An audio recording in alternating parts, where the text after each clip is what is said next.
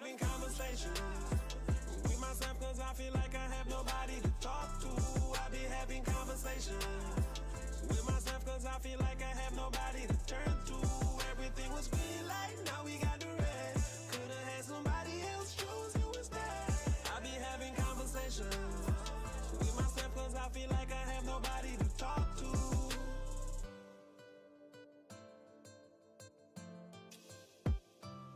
Everything was green light, now we got the red. Could've had somebody else chose you instead.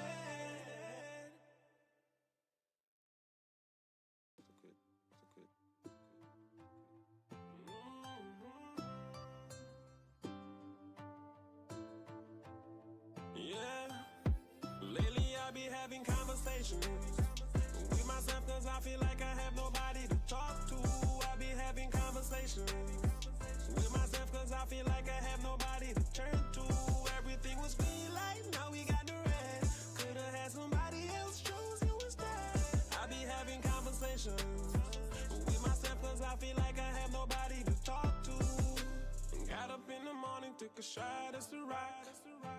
Girl, you left my stomach in a knot. Took my lighter and you burned the bridge. Thought you was a writer, no, you just an idol. You got me feeling like Big Sean in this 5, 4, 3, 2. I deserve a minute, wait a minute. Gotta get up and over, regain my composure. No longer my lover, finally finished and you did it. Girl, you really showed me, think with your heart, don't think with your body, clever. Sorry not sorry, sorry not Justin Timberlake, write me a river. Lately I be having conversations with myself cause I feel like I have nobody to talk to. I be having conversations with myself cause I feel like I have nobody to turn to. Everything was green light, now we got the red. Could've had somebody else choose you instead. I be having conversations with myself cause I feel like I have nobody to talk to. Yes, good evening and welcome to another edition.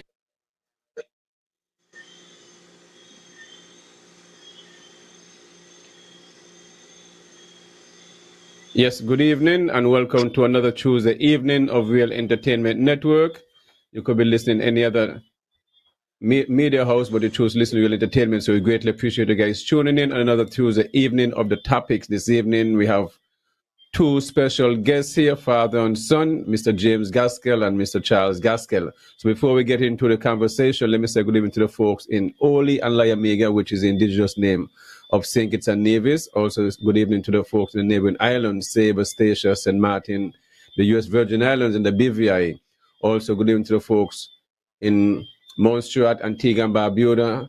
Not forgetting the folks over in St. Vincent and the Grenadines. They just had their second annual cannabis went there in the 3rd and 4th and 5th of October.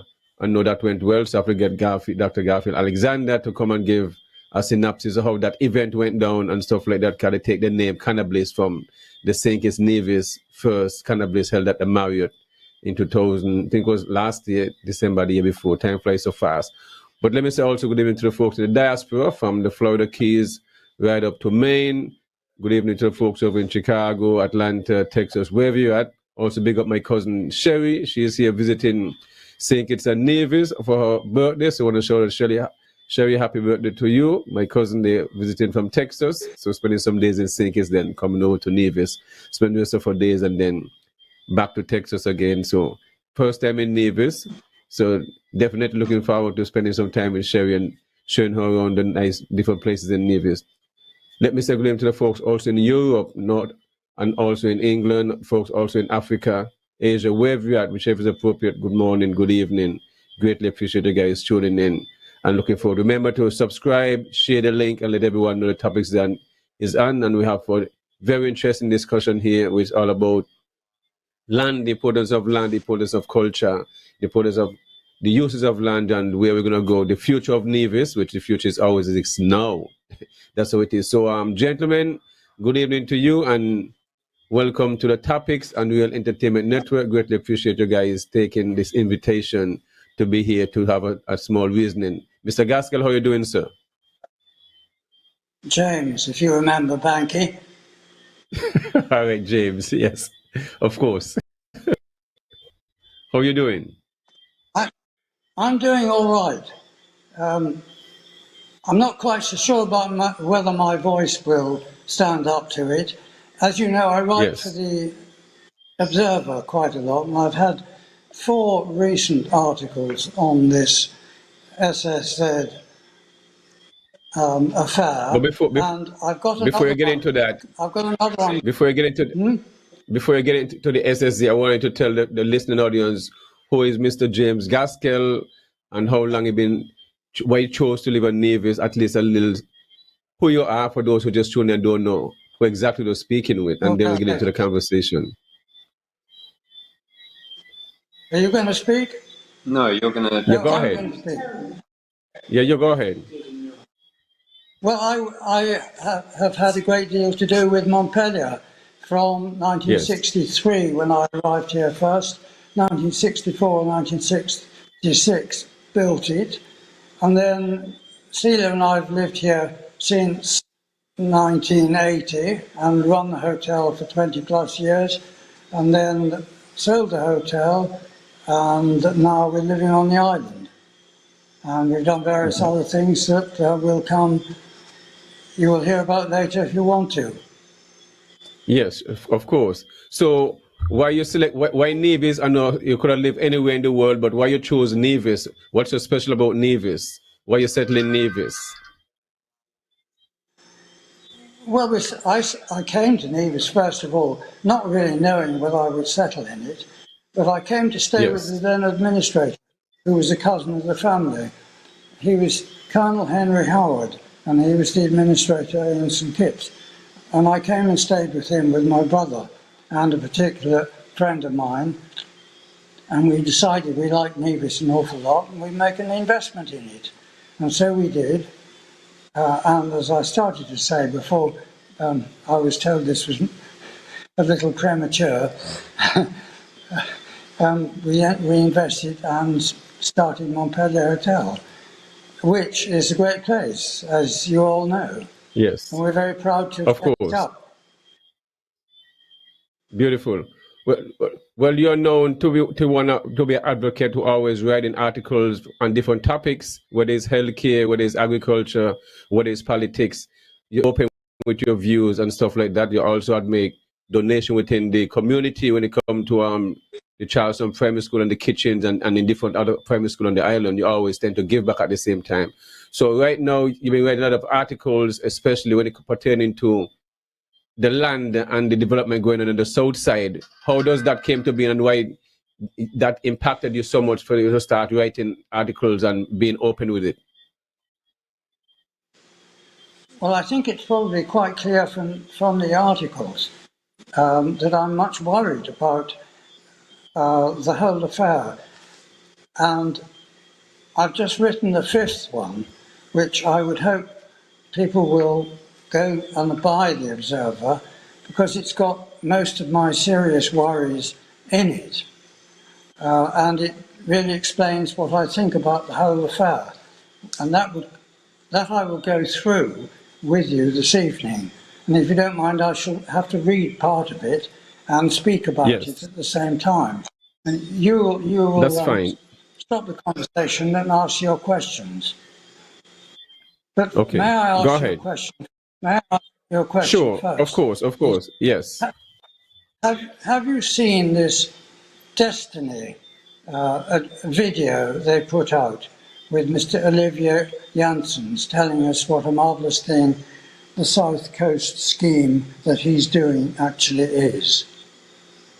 Yes, I did the Sunday afternoon when it released. When it debut, I saw it, and then a few other Well, time after.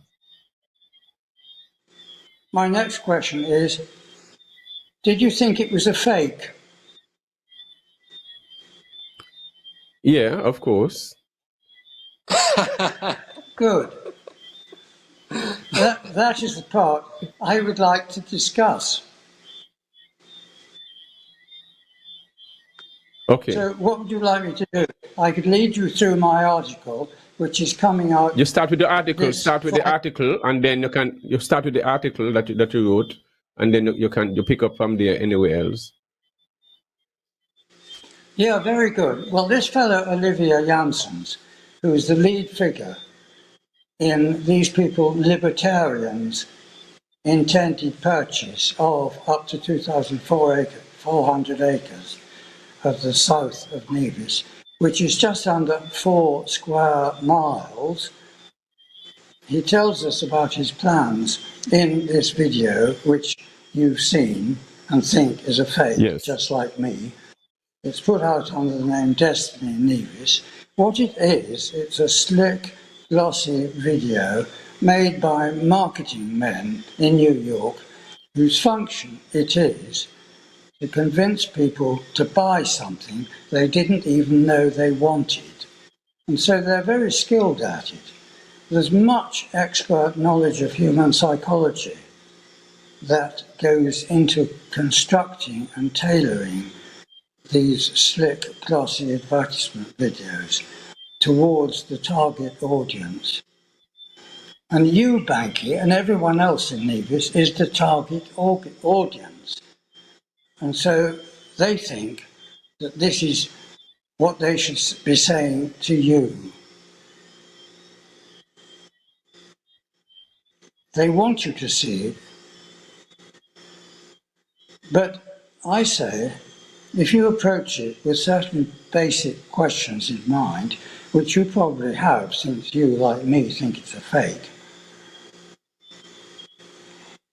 you will wonder why it is that they haven't just submitted their plans, their environmental impact assessments, in the normal way. Because there's nothing in that video that needs an SSZ Act, which gives them this special hold on quasi-partial sovereignty and the way to say what goes on in that area in a quasi-sovereign way, and perhaps keeping us out, I do not know.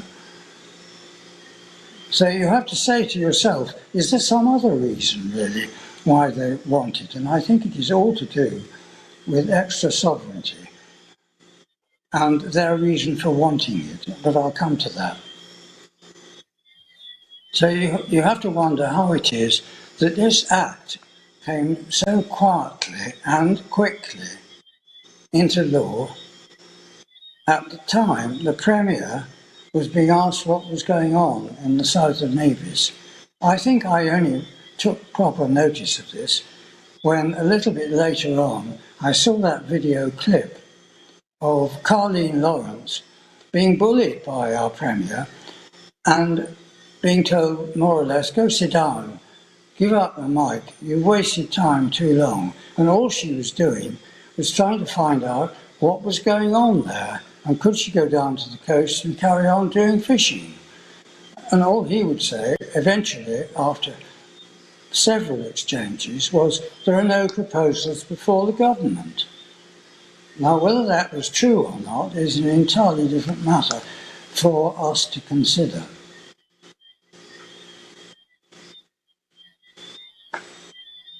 Now, I wondered about that SSZ Act anyway, because I thought that's not a natural thing to have come out of our law offices.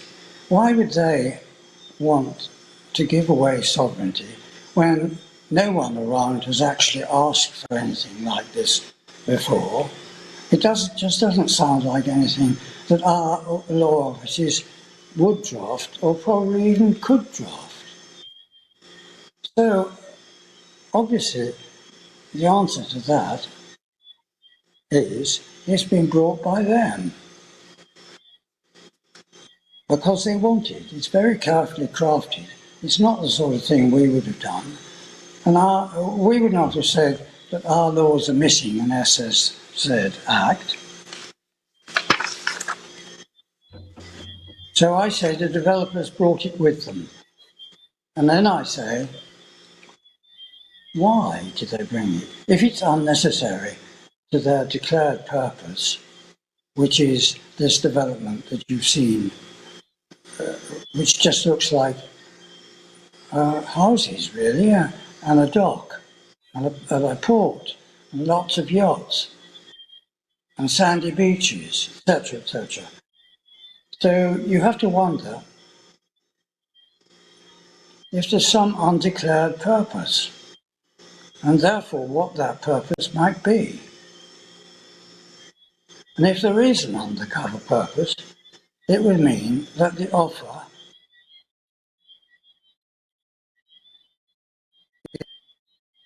is a fake quasi-sovereignty for some purpose that they have not declared.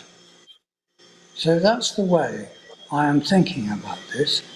And I think we should start with the first simple precautions, which is we should demand of our Premier that he gets these people, Mr. Janssens and Mr. Ver, and I'll mention Mr. Ver a bit more later, to present themselves to a series of televised meetings at NEPAC, where they can be cross-examined and questioned by press, lawyers, politicians, and all of us.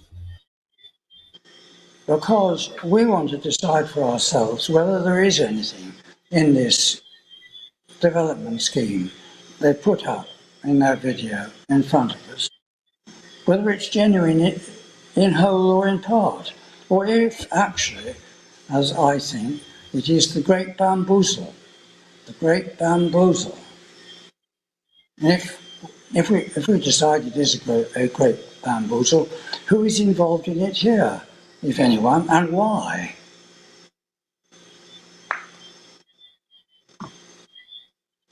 I could go on a little bit more about this video if you like, Banky. Well, I'm listening. I mean, what I want to understand is why do you think that the investors brought the SSZ to the government? What make you think that? The document. I'll come. Very good. In order. I'll come to that a little bit later. Yes. I'll go on to say that video itself, just itself, 15 minutes, a 15-minute marketing campaign, just supported by the Premier's promotion, is an insult to our intelligence to claim that that is a manifestation of consent by us, the people, to the whole project. One of the things I was watching with the video, it seemed to have a lot of water between all them buildings and stuff like that. So I was curious. I mean, we tend to have issue with water. So how would you find all them streams running through all these villas, and how all this would? I mean, it seemed like animated. I mean, and then all these beaches over there, which were judging would have to be taking place, and all this different stuff, which definitely going to impact the environment. So those are stuff I'm looking at. Some wondering, well, how these water going to end up where we have water issues? I mean, I don't know if it's that. Those are two things that struck me greatly. I'm glad you mentioned that. That struck me also. There isn't a great deal of water over there. I've been taking the rain at Montpellier, which closer to the mountain, closer to Saddle Hill, probably gets more than an average of down on the south coast, I would think. Anyway, my wettest year at Montpellier was just under 5 inches, which is a very big. The driest was 21 inches. The average over many years is around 40 inches. Well, I don't think they were getting inches down on that. But I really don't think that Brantley has said, or they've said, they're going to catch the water in the gut runoff, which is not used. Well, that may be the case, but everybody here knows the guts don't run that very much. And you can have a real dry year, like my 21-inch year, when they may not run a single time. So what, for heaven's sake, are they going to do for water then? And how are you going to catch it? Well, maybe they've got special schemes to catch it, and they're going to put it in these lakes or ponds. But those are going to be subject to evaporation of at least the same volume as they put in to start with. So the water business just, to me, makes no sense. And the beaches, honestly, even less. You say, I'm quite right, Banky, they're sandy, on their plan, they're all sandy beaches. And we know them all to be rocks, pretty much. Yes. And as you say, it's all got to be deep dredging from long way out, avoiding any coral that there may be around locally, dead coral or otherwise, because you don't want that on a beach. So they've got to be deep dredging, and you get a lot of silt in the deep dredging. So when it runs off, the likelihood is that all the swells, all the currents, all the storms, all the hurricanes will just one day or overnight remove everything that's been put there, because nature returns to its natural state. And the natural state, I'm afraid, for those areas is rocks. So I just don't see the sandy beaches thing. That's a part of the whole fake. But all this part of the fake is trying to analyse the actual plan that they've put forward. But we have to get further on than just the plan that they put forward. So I'll stop there unless you want to, in case you want to interrogate me further. But I've got plenty to say. Yes, the question is, how does the experts community feel about this project going on? Because, I mean, you really don't hear much speaking about it. How does the community feel about it? You are vocal about it. I mean, Charles is vocal about it, but how does the masses feel about this project and going on and stuff like that? Are you talking about how the expats are feeling about it, or how? Yes. Well, the only ones that we are in touch with are horrified, absolutely horrified. That's the simple answer. What are the but what are they horrified about? What is it? What scared them about the project exactly? Can you go into detail what scared people most about the project? I think I can interject a little bit, thank you. Yes. I feel the real concern for people that have chosen to come and live in Nevis is that they chose to come and live in Nevis, a kind of Nevis that attracted them in a specific way. You know, I keep saying when people come to Nevis, there's an aesthetic element to the attraction, right? You have beautiful sandy beaches, blue, warm seawater, a backdrop of a phenomenal mountain, various other hills. It's a really striking sort of green-blue with sand in the middle kind of contrast. It's like your picture postcard of paradise. Anyway, I keep thinking to myself, there are so many other picture paradises in the world, and some of them have more palm trees on their beaches, some of them have whiter sand, etc. You overs? Yes. You're with me?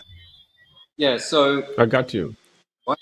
Why do people keep coming back to Nevis? They could go and check out another one, find out if the sand is cooler at midday than our sand. You know, the volcanic content in the sand here could burn off your toes when you step out on the sand at midday. You know, you could cook an egg on it. So why don't these people just go and find somewhere like Tulum in Mexico, where the sand is so brilliant white, it's like a white sheet, it just reflects the sun and it never gets hot. So why is it that these people that have the means to go and find somewhere else that's a more suitable aesthetic paradise keep coming back to Nevis? Why is it? I always end up on the same reasoning, and that it's because of the people in Nevis. This is why they come back again and again. It's the welcome. It's how Nevisians make them feel. you can actually feel at home in Nevis, even if you come from Timbuktu or, somewhere in eastern China. Wherever you come from in the world, there is a special quality in Nevis that allows you to feel welcomed and feel at home. That is the draw.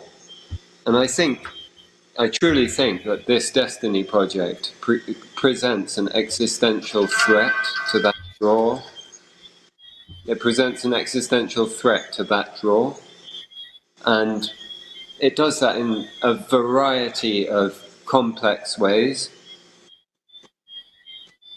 To start with, the Nevis that we know has a 95 plus now African Caribbean derived population. You bring in 7,000 to 10,000 people in a half generation time who have no connection to Afro-Caribbean history, culture, or anything. You can't reverse the change that brings, Banky. You can't. You can't prepare the people on the ground here, the natives, as we sometimes call them, the locals. You cannot prepare them for that kind of change. What goes on in the psyche when they start realizing that they're not part of the majority anymore? You just cannot prepare for it. It's not what I would call an organic population change. It's completely manipulated, forced, almost. And I have serious concerns that the thought that has gone into this project, the actual nitty-gritty of making it work, is really sort of, oh, we'll figure that out afterwards kind of stuff. Oh, we'll figure that out afterwards. We've got this groundbreaking act that allows every development agreement to go through House of Parliament, the most public house in the most public forum in the land. Right? It's really going past the real nitty-gritty and not working out what needs to be worked out to accommodate an almost doubling of the population with people that just have no tie to Nevis other than they bought a passport. You over? Charles, I wanted to give us a brief bio of yourself for those who are listening, wondering who is this young gentleman speaking, and so just a brief bio of yourself as well. I grew up at Montpellier Hotel. I had various different mothers. My own is sat about 5 feet away from us here, trying desperately to stay awake. Anyway, I was a child of the staff of Montpellier. My dad had been in exile for 13 years, having been arrested and imprisoned for about 6 weeks, immediately following the Anguilla invasion of 1967, June 10th, I think it was. So they recently had come back before I was born. They maybe had 3 years sort of beginning Montpellier again, almost from scratch, but just with the buildings there. And I don't imagine that they would have had much time to take care of a presumably very demanding baby, toddler, etc., me. So I was in custody of the staff. So I am raised by Novitians from day one. I spent my first couple of years of primary school at the now Maud Cross. I was then ceremoniously packed off to do that very British thing, which is boarding school. So I left from the Newcastle airport, as it was back then, I think I just completed 8 years. I'm born in August, so the September of 1991, I think it was, I was on my way to England to a boarding school in the south of England. Did that for 5 years. I had 5 years at a high school in England, all boarding. Living out in Nevis didn't mean you could be a day school student. You had to go and live in the school. It was very, very tough time. I'm not sure I want to dig too deeply into the feelings to explain how that was. But I did my 10 years of boarding school education. I did 4 years of university. And between there, a few years in America, trying to figure out where I was going. And I had this constant theme where people from outside would always threaten me with this idea that I'd never reach any further than being a fisherman in Nevis, as if it was a bad thing. Mm-hmm. So I kept on trying to find something else. In the end, Banky, I had to return to what's me. And what's me, you can look at people in the community. I could call Muscle right now, and I could say, Muscle, do you remember fishing during lunch break when I was at Maud Cross for the green Congo at the edge of the Charlestown Pier? There was this green Congo just underneath the underneath the quayside. Yeah. Yes. And it would come out and inevitably bite your bait after the little grunt that you've been trying to catch disappeared. And this Congo, no one caught the Congo.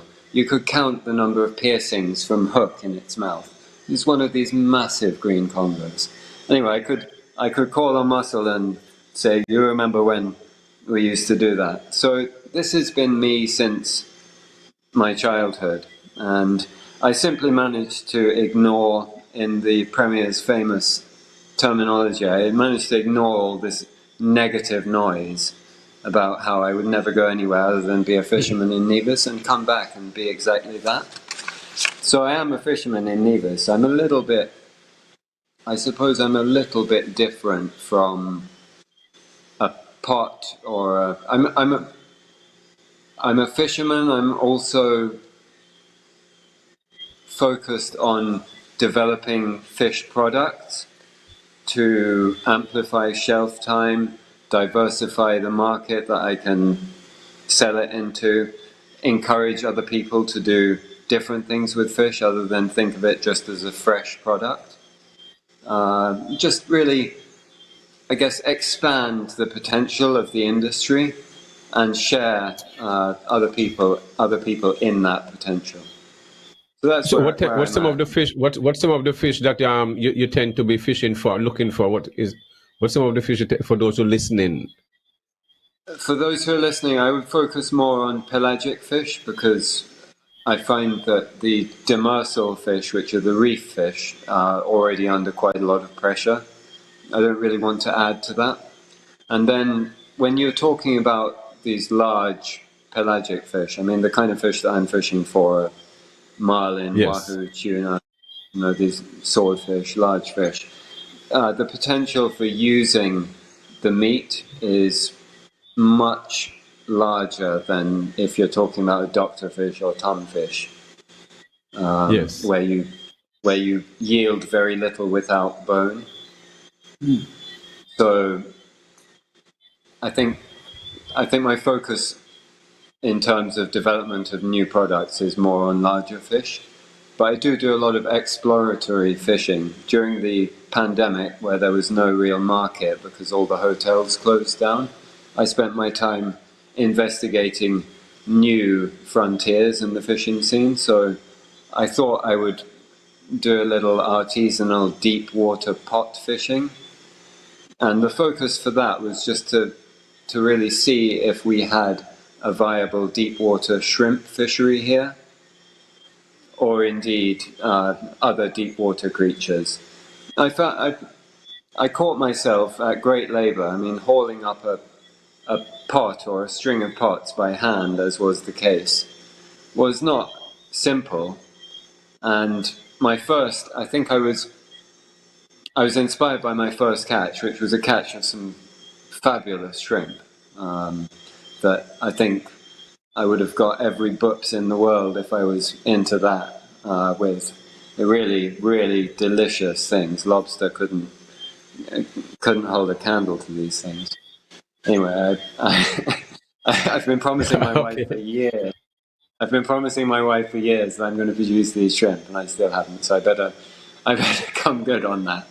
But I think after that, what I discovered is that there are a lot of these things called giant isopods down there, and they would be an impediment to really successful deep water trapping because they are so prevalent.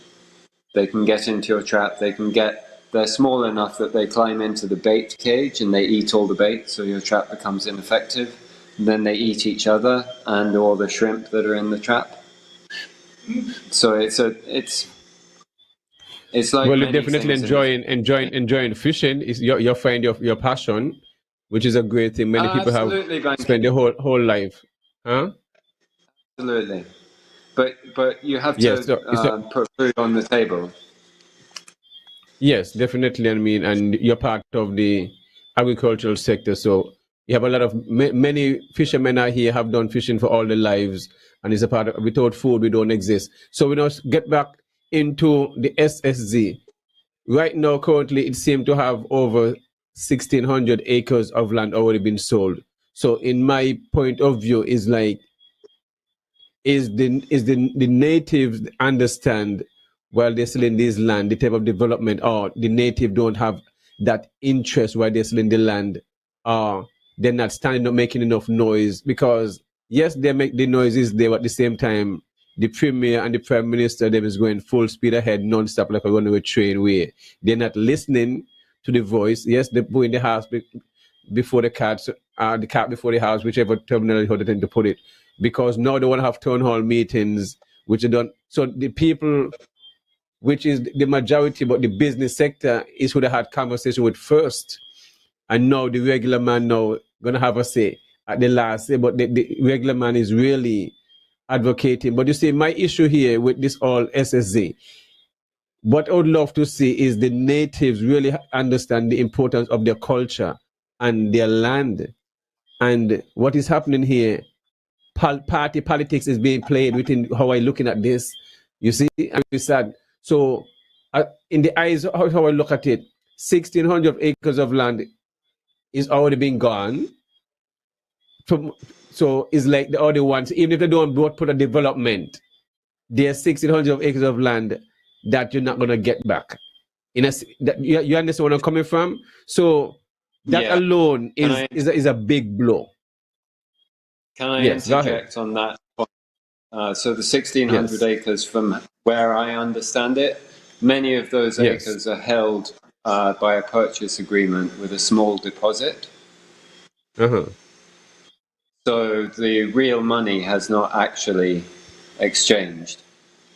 So I'm understanding that the agreements are held by 10% or less deposits, and that many And of the those US, deposits are held in the escrow accounts of the lawyers of the purchasers. So real money hasn't reached the land seller's hands. I wouldn't be surprised if we find that, say, from the beginning of 2025 to now, more money has reached the seller's hands than the agreements that were struck between, I think maybe it could be as far back as 2019 that this undercover operation started. Anyway, to round up on the 1,600 acres, I think a lot of it is potentially held just by a purchase sales agreement. And all these agreements are contingent. So closing on these agreements is just contingent upon all other agreements closing.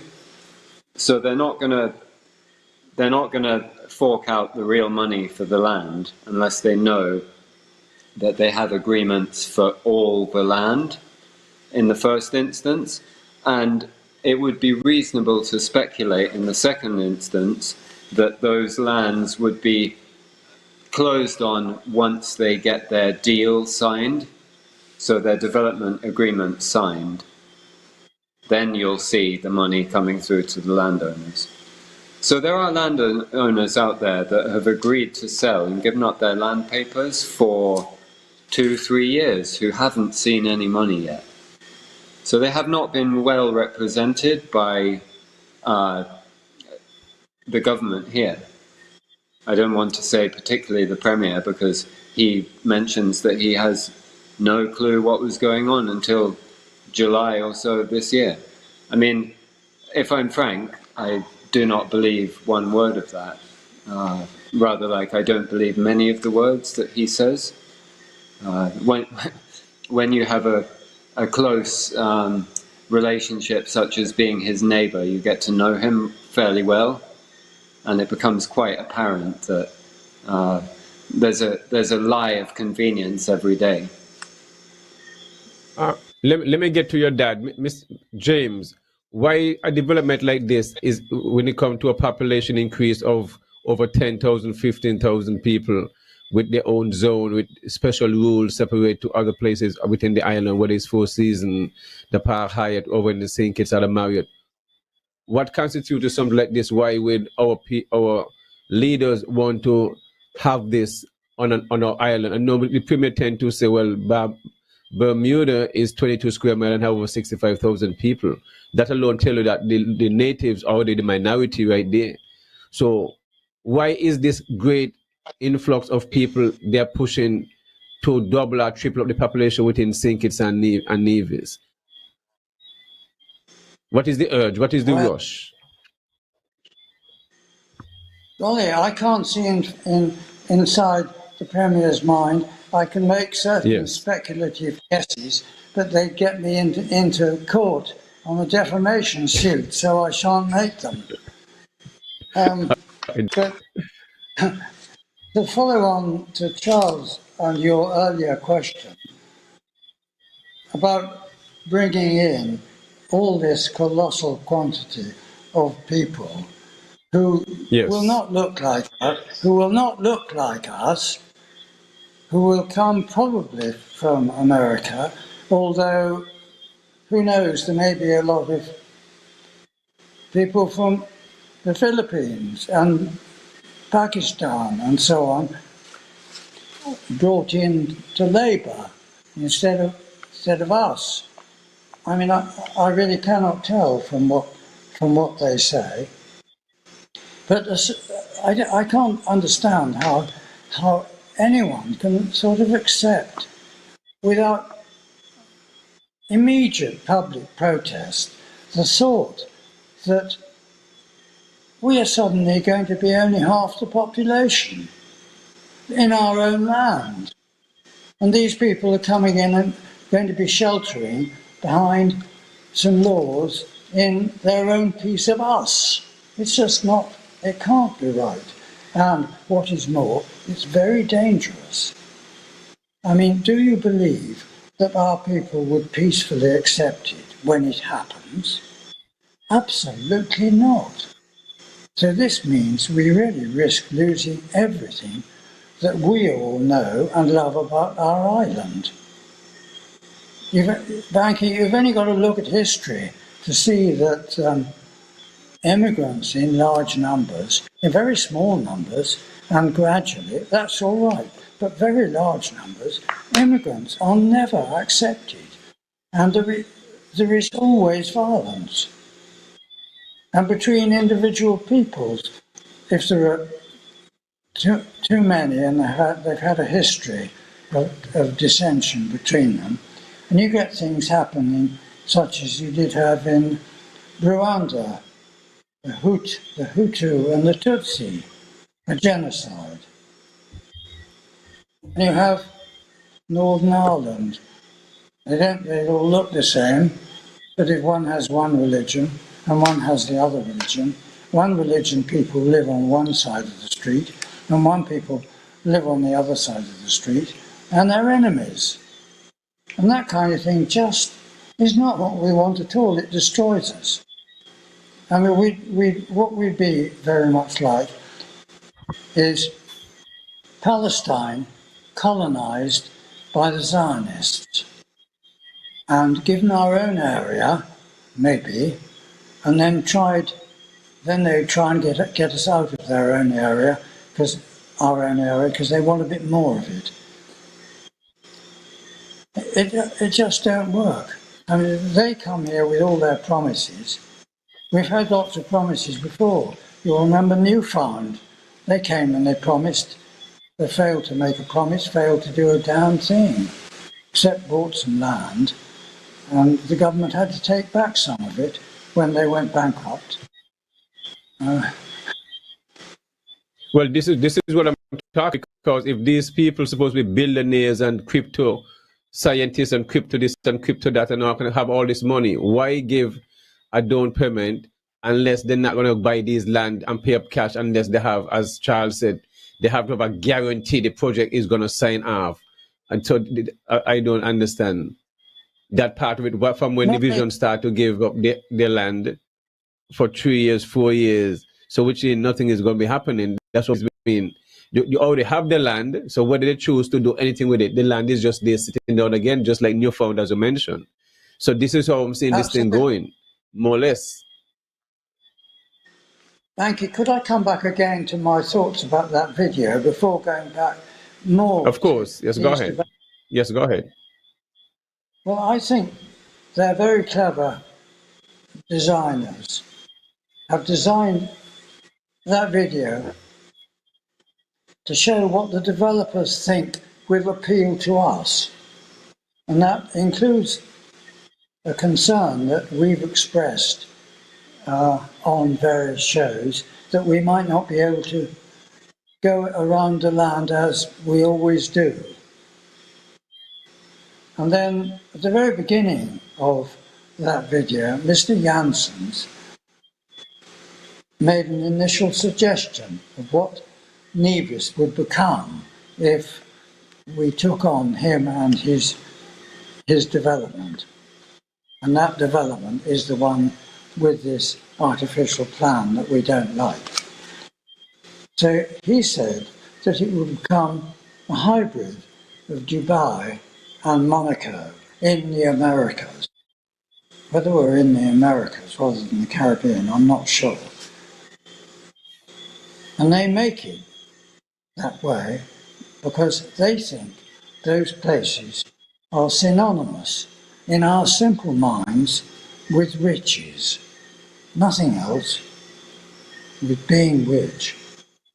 Well, those cities have indeed attracted the rich from somewhere else because of their convenience and low or no taxation, and that has a lot to do with it. But we can't want to imitate them. If you want to look up on Google, you find human rights in Dubai are severely restricted, with no democratic elections, suppression of consent, and reports of arbitrary detention, torture, and forced disappearances. And it has major challenges of water resources, overfishing, waste generation, scams, frauds, and unsolicited offers. Well, Banky, no thanks, no thanks, no thanks. Kindly leave. And what about Monaco? That's a very, very small place. It's called what they call a principality, rather than a full state, but it's a principality. And what they say about that briefly in Google is high-level corruption, officials sometimes act with impunity, high cost of living, crowded, limited job opportunities. So there we are. That's what they think we want to become. We can tell them that just doesn't sound quite right for us.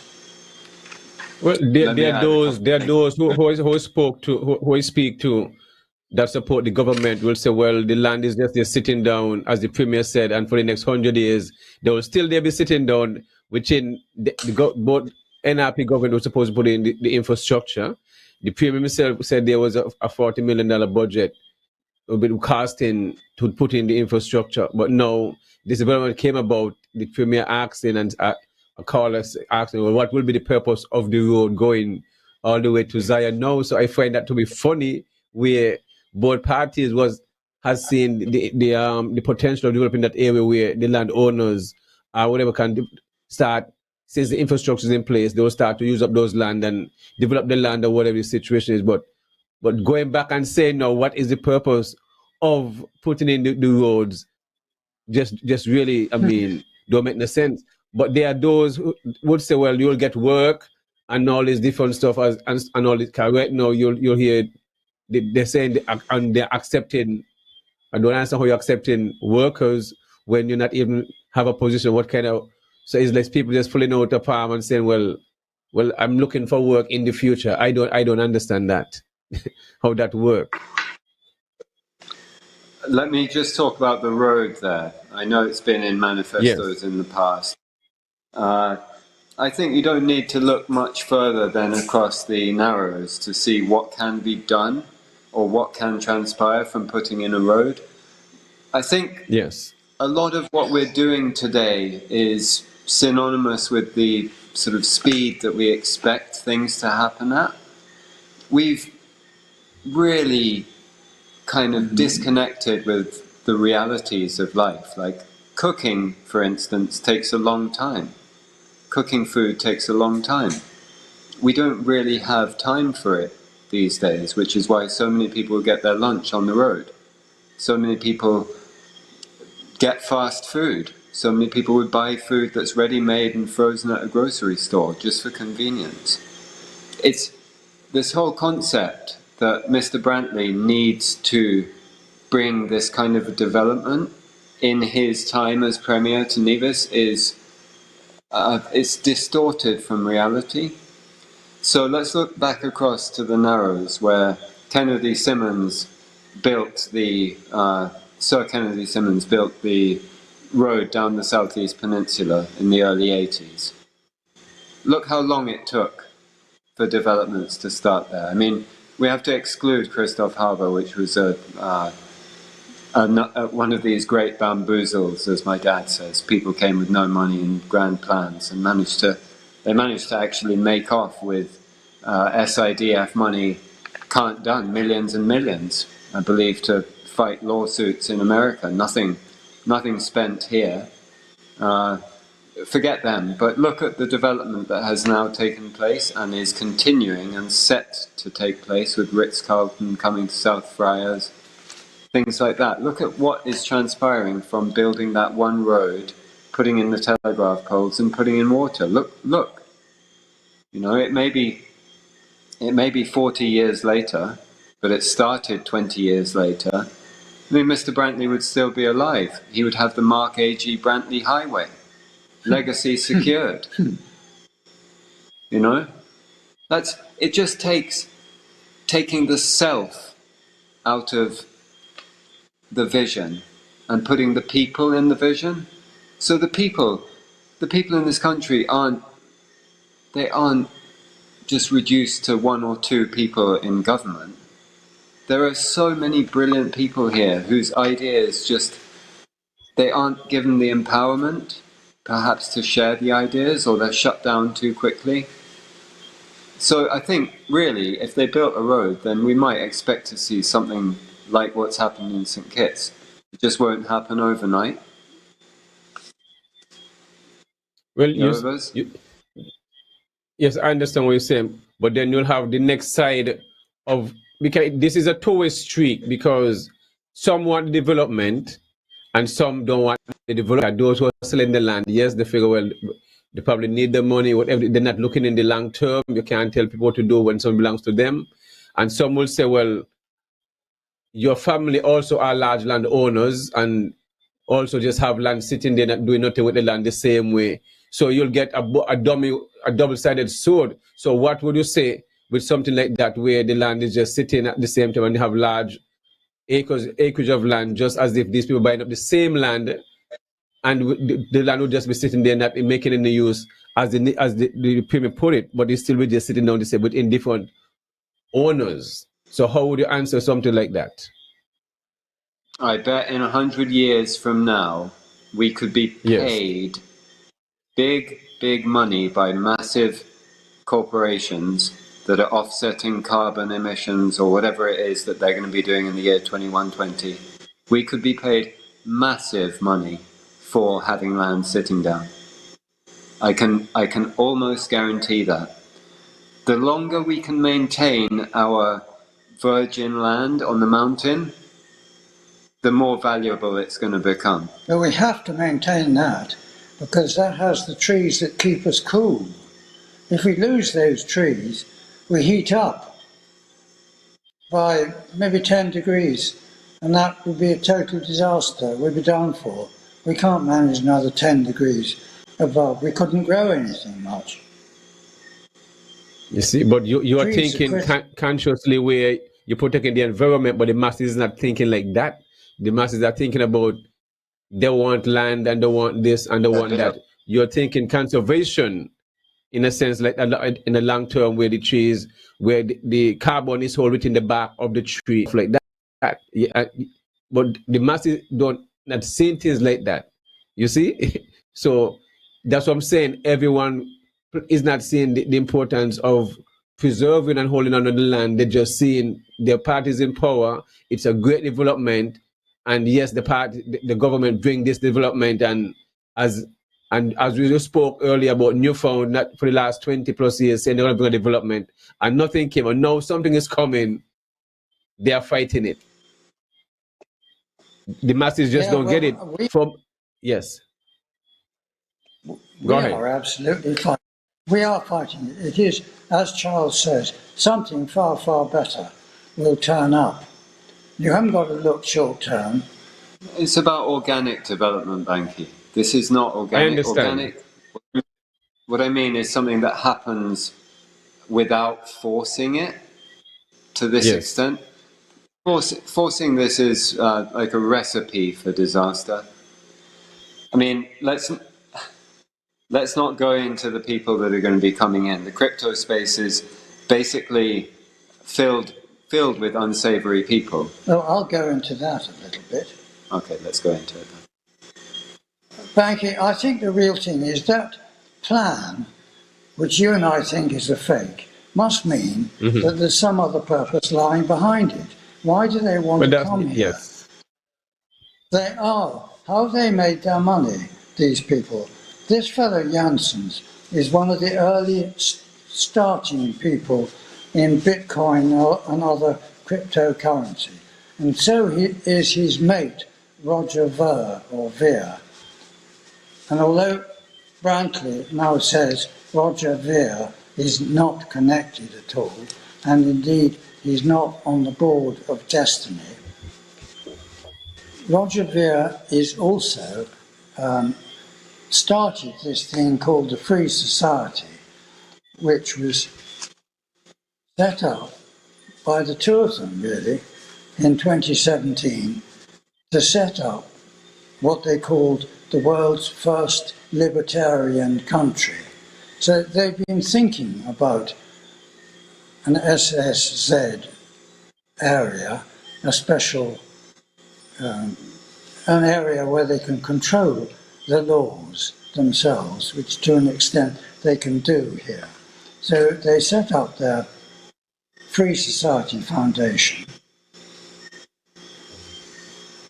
And I just want to let the callers know, I mean, at 9 o'clock, we'll start taking calls at 1-869-662-7196. If there's any question you want to partake and ask any question concerning the land, you're free to start calling in from 9 o'clock. But continue, Mr. Gaskell. Well, I'm saying that these people are have made their hundreds of millions, and they have, out of cryptocurrency and bitcoins. That's what they together. Yes. They eat, live, dream it. That's what they are. They're not developers. Why would they consider to come and develop something such as that plan? They wouldn't. They want to come here for a very simple reason. We have geothermal, and they're going to come. That's what you think it is? So you think the geothermal is the issue? That's the main issue? I guarantee they will come here and they will set up their data centers and their Bitcoin mining or cryptocurrency mining. And they will say to us, well, we can give you 50 million to take you out of debt, and we'll attach ourselves we'll put in that amount to geothermal. So we're going for geothermal, and they'll take it, and they'll use it all, because this crypto mining and data centers uses the most colossal amount of electricity.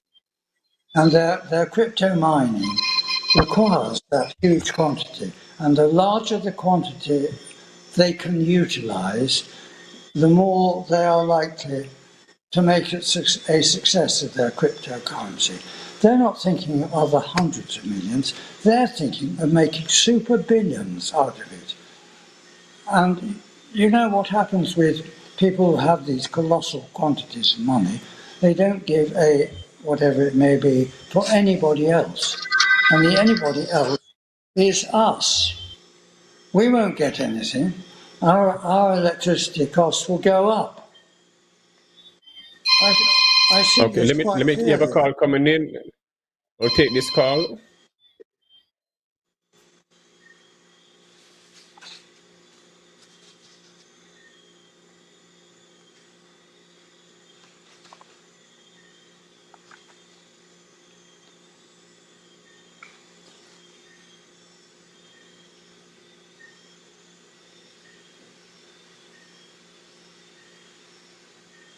Thank you. Your mic is muted. We're not hearing anything from the caller.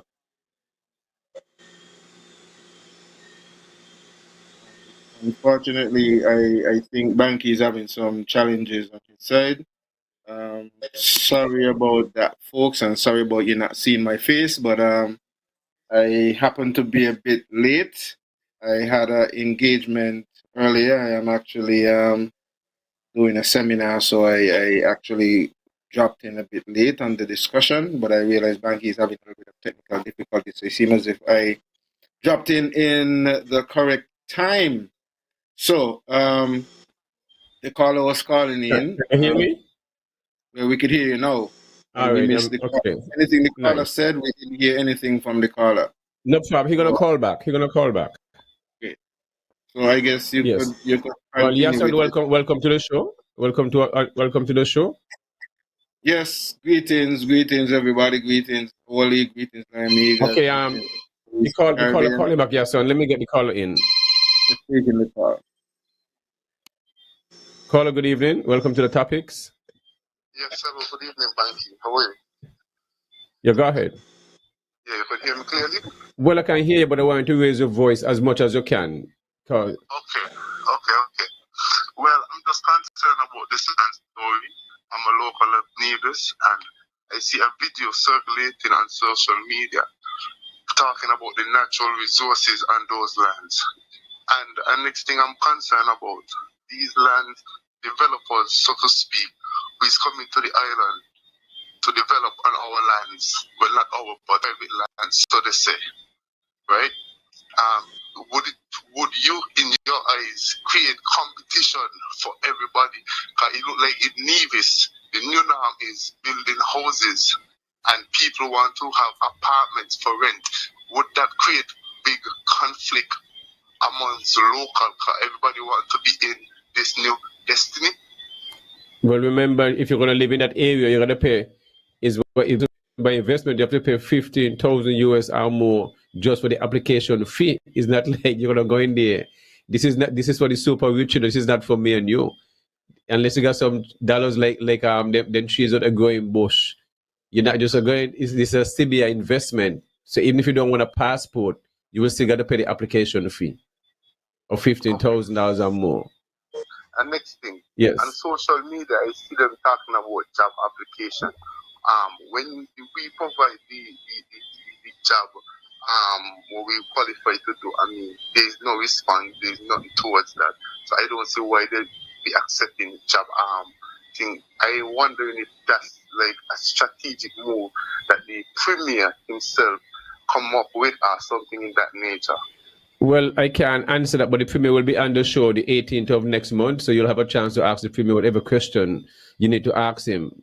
So I can't answer what the premier intention was, why all these different stuff. So when he premier be on next month, then you can ask the premier any question you want to. So stay tuned for that. One more thing I would like to say. Yes. I see the man was saying that that people been getting monies for their lands, right? Yes. And they only gain a certain percentage.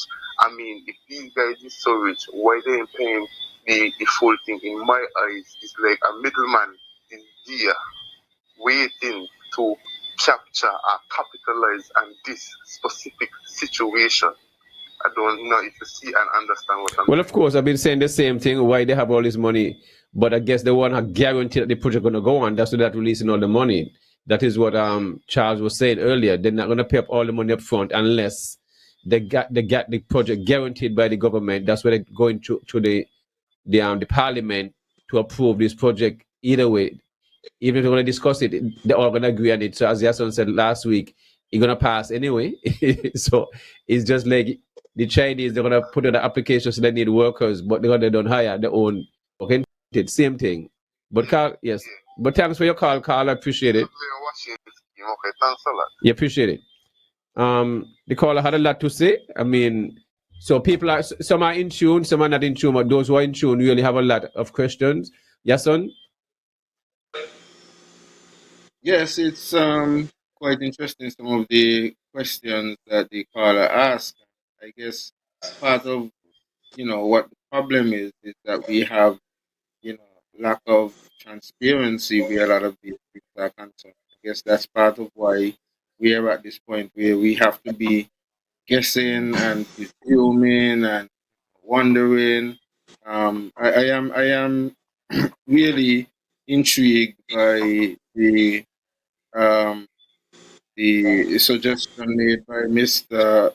James Gaskell a while ago, and it was something that I never really. I shouldn't say never. I wouldn't say never. I was not putting as much attention into, especially since the SSZ discussion started. But the fact that we're dealing with a crypto-based group, or that's the main thrust behind that group, yes, there is a need for power, for the crypto industry to develop. That's one of their major challenges, to have reliable, Energy. So it's all about energy. It says energy then. It's all about energy. to get a Cheap reliable energy. source of power to maintain their software.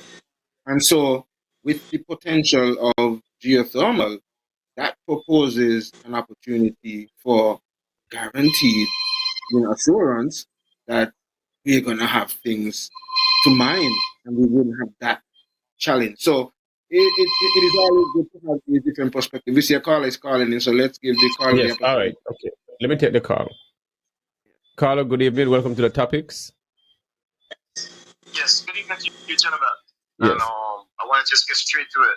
Yes, and be brief, because we tend to have maybe have another calls to just be brief and concise. I'm gonna cut right into Yasan, because lots of time I know sometimes when he's talking, he's putting forward some stuff that I already got on my mind. But I'm just gonna put it out there.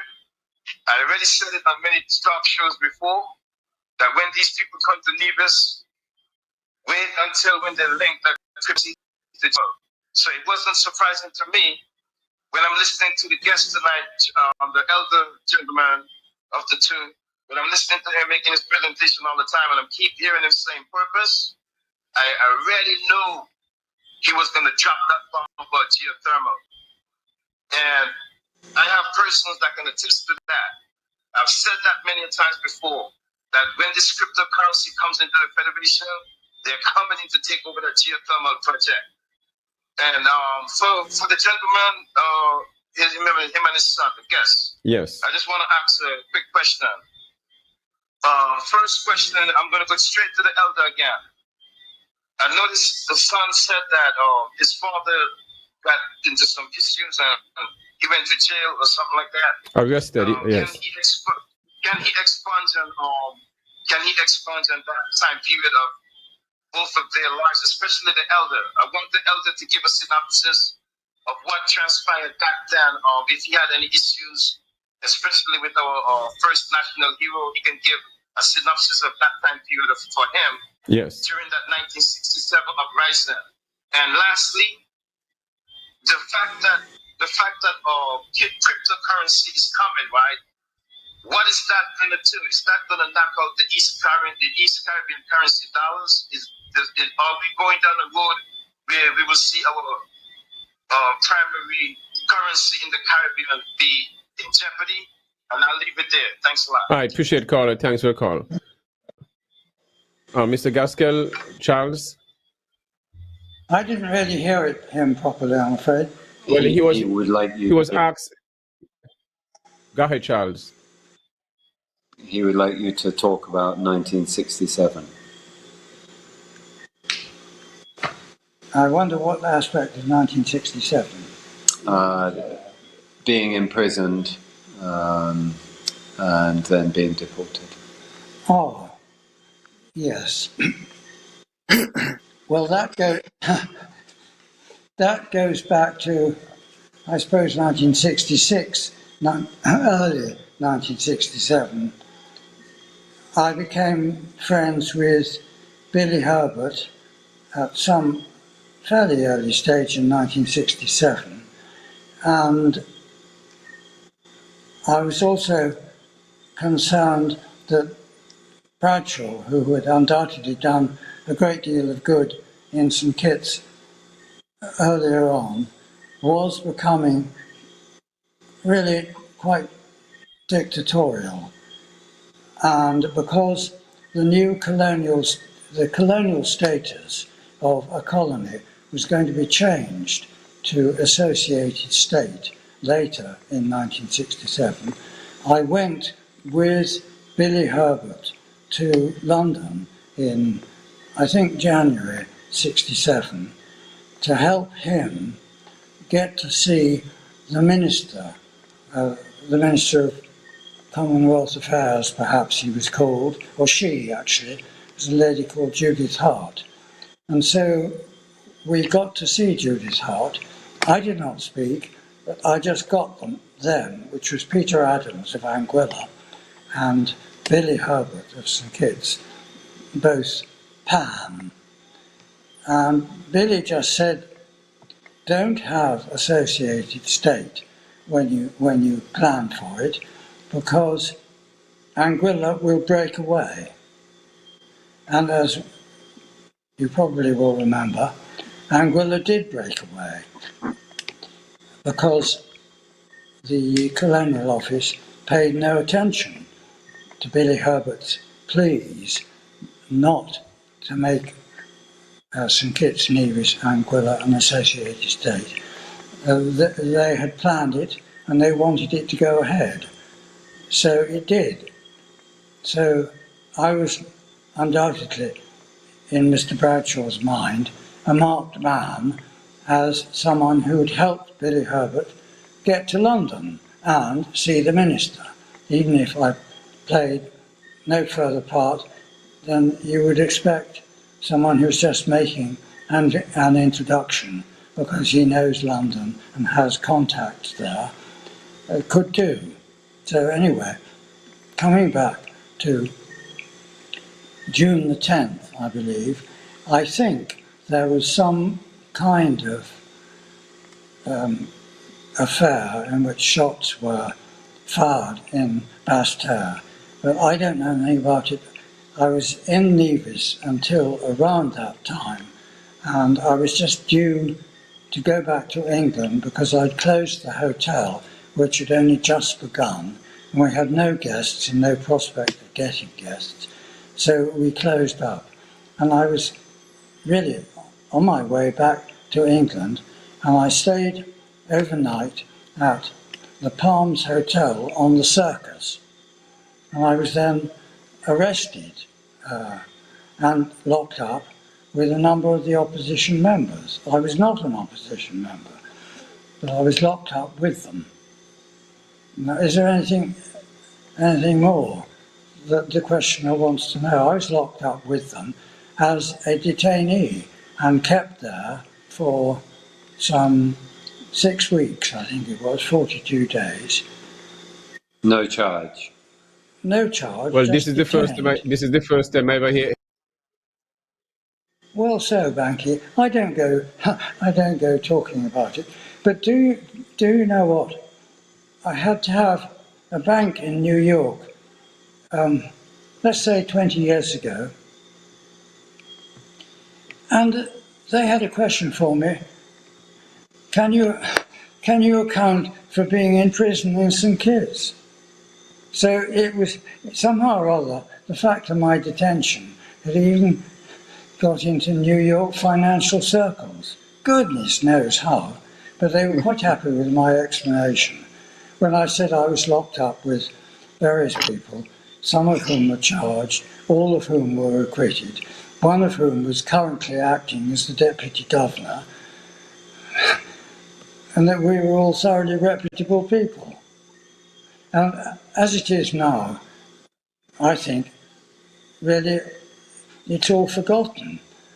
All the people concerned in it pretty well have passed, except for me and Michael Powell over in St. Kitts, I think.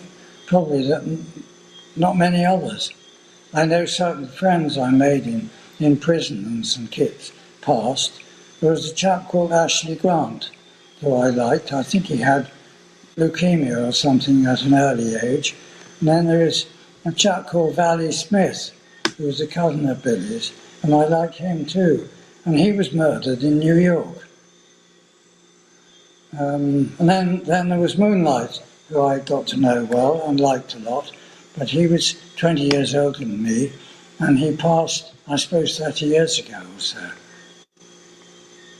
Well, I was going to ask you the same question kind of earlier. Yeah. Well, being you was locked up and stuff, so the caller asked the same question, so which the question was asked, and it's the first time I ever hear an explanation about it. People say, well, you've been through this, and you was the former premier, the first premier had deported you and stuff like that, and then you returned, and your son also mentioned that you was in exile and stuff like that for a period of time. So the answer that question, so at least those who are listening can have an understanding of exactly what happened, in a sense that. But we have a next call coming in. It seems like the phone gonna be busy this evening. Yes, son. So prep yourself. Caller, good evening. Turn down your. Caller, can you turn down? Can you turn down your Hello. Yes, I just turned it down. Yes. Please. So you go ahead. Thanks for calling. Hello. Yes. Good evening. Yes. Good evening. Thanks. Listen, I'm gonna advertise who I am. Yes. My name is Maurice Tyrrell. Let there be no mistake about the positions I take that are relevant and beneficial to Nevis. Okay, let me state that from the outcome. It is a subtle way of softening us up, and eventually, after they have us soft enough, it's easy to take us over. Mr. King, when we all went to primary school here in Nevis, the last letter of the alphabet was pronounced Z. Mm-hmm. All of a sudden, this Z is now creeping into our vernacular. It's a subtle way of softening us up. Okay? And this is only a first step. Somebody might think I'm being, naive. But when we look at what is softness enough and look at the kind of money I'm heard being floating around, it'll be easy to buy influence. And who could buy? Who could sell you? All right? Now, one of the things I'm concerned about is the values that the libertarian movement has that holds apart from our Christian values here in Nevis. Among other things, they believe in polygamy. They believe in child marriage. They believe in same-sex marriage, and on and on and on. Now, with the kind of money they have, it's easy for them to buy into the legislature and buy the politicians and get them to pass the laws that they want here in Nevis. And eventually, guess what? They will eventually take over. We know that there are people who become very gullible when they say this. And I'm saying every Nevisian should stand tall and oppose this project. It may appear to have short-term benefits, but it can be tremendous long-term disadvantage for every Nevisian. Okay? That's my bit here. Right, I'll hang up now. All right, thanks for calling. Yes, son. Yes, this is what I was saying earlier. Where I'm saying this is what I was saying earlier, where I'm saying the natives, the local itself is playing politics, because something like this, if you're generic, if concerned about large development like this and surrender of all this land with no limit, why we're not coming together despite you support a party or not? Why are those on the other side supporting this, and then you put politics into it? And so I just don't get it. So this is the issue I have in. You see what I mean? Why the natives are not holding one head, and why party politics are playing the role. Because when you look at when this was going into the House, the opposition, both Sean and the former Prime Minister, they was not in the House to talk about these things. You see what I mean? But now everybody still want to have a lot to say about it. This is the sad thing about it. I'm not convinced in a sense that the locals them gonna come together on this, and no other issue will come together, because they're so divided as a people. That is the problem. They are just divided. Why would we want a development like this with 15, 20,000 people additional to us? I've been speaking the same way, you know. I'm not gonna change. I'm gonna continue to speak the same way. I want to see my people come together when it comes to preserving their heritage and their land. But somehow we have lost it. We are just seeing money. But that is my take, Yasan.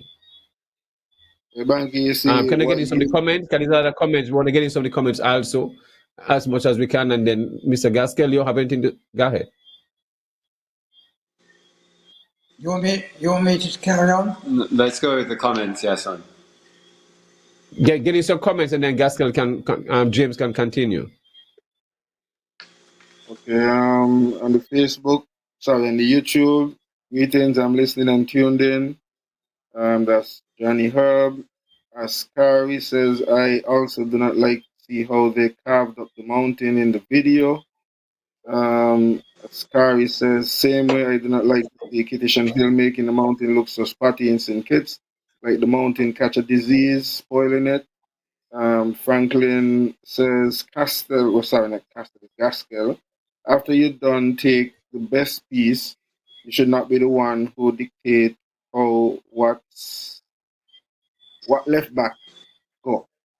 Also, what about the flora and natural ecosystems, microbes, etc., that are specific to that region? Franklin says again, Gaskell, we don't know how you got those two parcels. You got the best. The question is how you got them.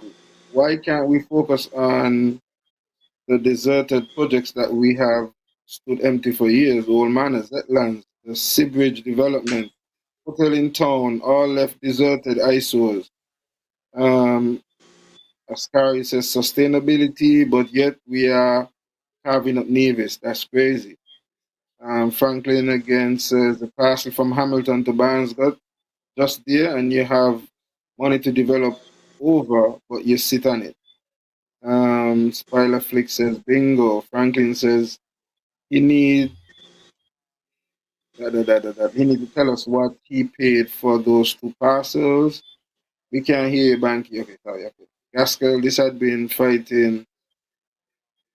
had been fighting with this land too long.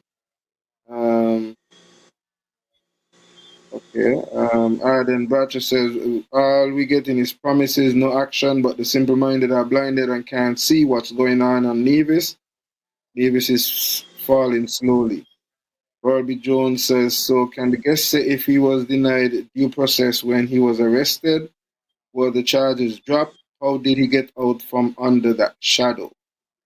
Franklin again says, you should lock up all now for them land that you got, and now explain how you got that legal options. What legal options do we have to repeal the bill or charge politicians with treason for being anti-Kittish or anti-Nivision due to endangering our sovereignty with their negligence? CBI soon outnumber us. Bobby Jones says the caller was absolutely right. We, being a Christian society, we should not even entertain a development like this. The Premier and the Prime Minister out of their mind. Okay, so that's on the YouTube side. I got in a bit late, so in terms of the Facebook, Bobby Jones says, long time these people go after geothermal, they will own the place. Chev Louis says, exactly. All they needed to do is build the road. Chev says, this is a ploy to get names and information. I think this is in relation to the asking for you to apply for jobs on the Destiny website. I think that's a response to that. Bobby Jones, I think the Navies can get anything they want over these Destinies. Sorry, they can get anything they want after these Destiny people take over the place. The bridge will come as well from here to here on. Whoever put the capital for the projects, they will own the land. It will be like the debt for swap deals again. So now SKN, this SSZ will have a CBI program within a CBI program. What a joke. It's either lack of vision or laziness why that was not explored properly before bringing this nonsense up onto the public. Dennis was just saying, Yes, and you're Mr. on this call. Gaskell, you got Yes, son? Okay. Carlo, good evening. Welcome to the Topics. Yes, hello, good evening. Yes. I would like to ask you a question, Banky. Uh-huh. You saw the video what was circulating on social media about this hot water coming out the ground? Of course, I have 2 of them here. So what do you think about that? Well, I didn't know you have a next hot spring exists in that area, so I mean, it was very surprising. I mean, I know you have different rare stones and stuff in that area. I mean, I work at Indian Castle, and I know the area very well over at the lighthouse, but I just didn't know exactly where they had that hot spring area. It's the first time I've seen that one. So, of course, that's a natural spring. I mean, so of course, that's supposed to be protected. I mean, it's common sense. Well, my question to the premier is if the hot bath what we have already built is it for sale? Mm-hmm. I wonder if he would sell as well the one over bath. Yeah, but with those land and private land and those land are already sold to the developers, we don't lose it, isn't it? Hold on. Hello? Okay. Well, that's very interesting. I believe they should go back to that drawing board and see what they could do about that. Well, there's a town hall.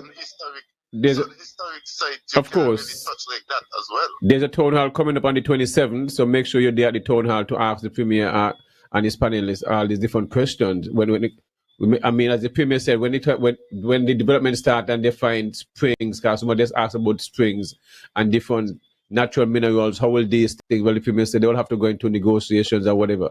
I don't know how this is going to work. Well, the negotiation going to start before anything. I can't. Anything. I understand. So you see, this thing is that settled. Is a lot of guessing, and that's why a lot of assumption and stuff like that. But I appreciate the call, Carla. Yeah, Mark, I'll start talk. All right. Yeah. All right, thanks. Yes, son, continue. As you see, the people have an interest. Yeah. So Dennis was saying, good to see Mr. Gaskell.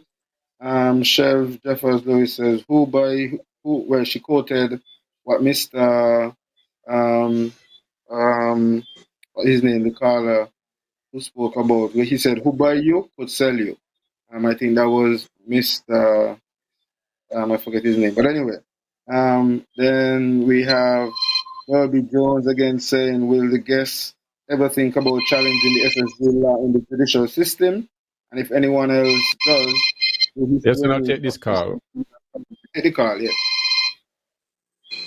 Carla, good evening. Thanks for calling again. The topics. Hello. Yes. You're live. I'm live. Yes, I'm here. Yes, go ahead. I have a comment. Yes, sure. It appears though the callers, for the most part, are busy attacking individuals. And we need to focus on the issue, not the individuals. Yes. Matters not to me what anybody did or Mr. Gaskell or went to jail or whatever. Let us focus on the issue before us as the issue of selling out our heritage, destroying our values. Okay, that project is not designed to benefit individuals. Don't be fooled about short-term jobs or scholarships. We are paying too much of a heavy price for these, pennies benefits. We need to focus on the issues. Forget about who went to jail when and who got land this and that. Forget that. Let us look at the issue before us. Appreciate the call. That's right. I want our folks to focus on the issue. Don't lose sight of the deal. You don't have to like me or hate me, but focus on the issue. Don't focus on the individual. Thank you, caller. Appreciate the call. Thank you, Mr. King. Yes. But yeah, son, this is what I'm talking about. This is not country above self. This is just strictly party politics, because that's why I'm not convinced the general public within St. Kitts Nevis really have a concern of their land, because something like this, I mean, you're supposed to have hundreds and hundreds of people showing resistance to something like this. So that's why I'm not convinced. I'm really not convinced that it's just it's too much party politics. What is going to happen is this issue, if this issue don't do it, if this issue don't make that change that we need to see, then I don't know what else. You understand that we're going to need to see to make it. Yes. Because that's the whole point. What has been happening over the years, and I guess this is why we're at the position that we're at. Divide and rule and conquer has been a part of the game and strategy that has been utilized by those who we elect to represent us, who happens to be our servants, but utilizes the game of reverse psychology after being elected and function as if they are our bosses. And until the masses really get to that point where they really understand that these people are not our bosses, we are their bosses, and really continue to do what we need to do to hold them accountable and demand that they consult with us like we're seeking to do now. But part of the problem that we have now with this situation is that because of this divide and rule and conquer game, this is why these politicians choose to do some of the things that they do, because they know at the end of the day, regardless of how serious some of the issues are, they can effectively play along the game of divide and rule and keep the people divided, even when they should come together to address issues. And so we have this scenario here, the SSZ, where people should come together and not be thinking along any party lines,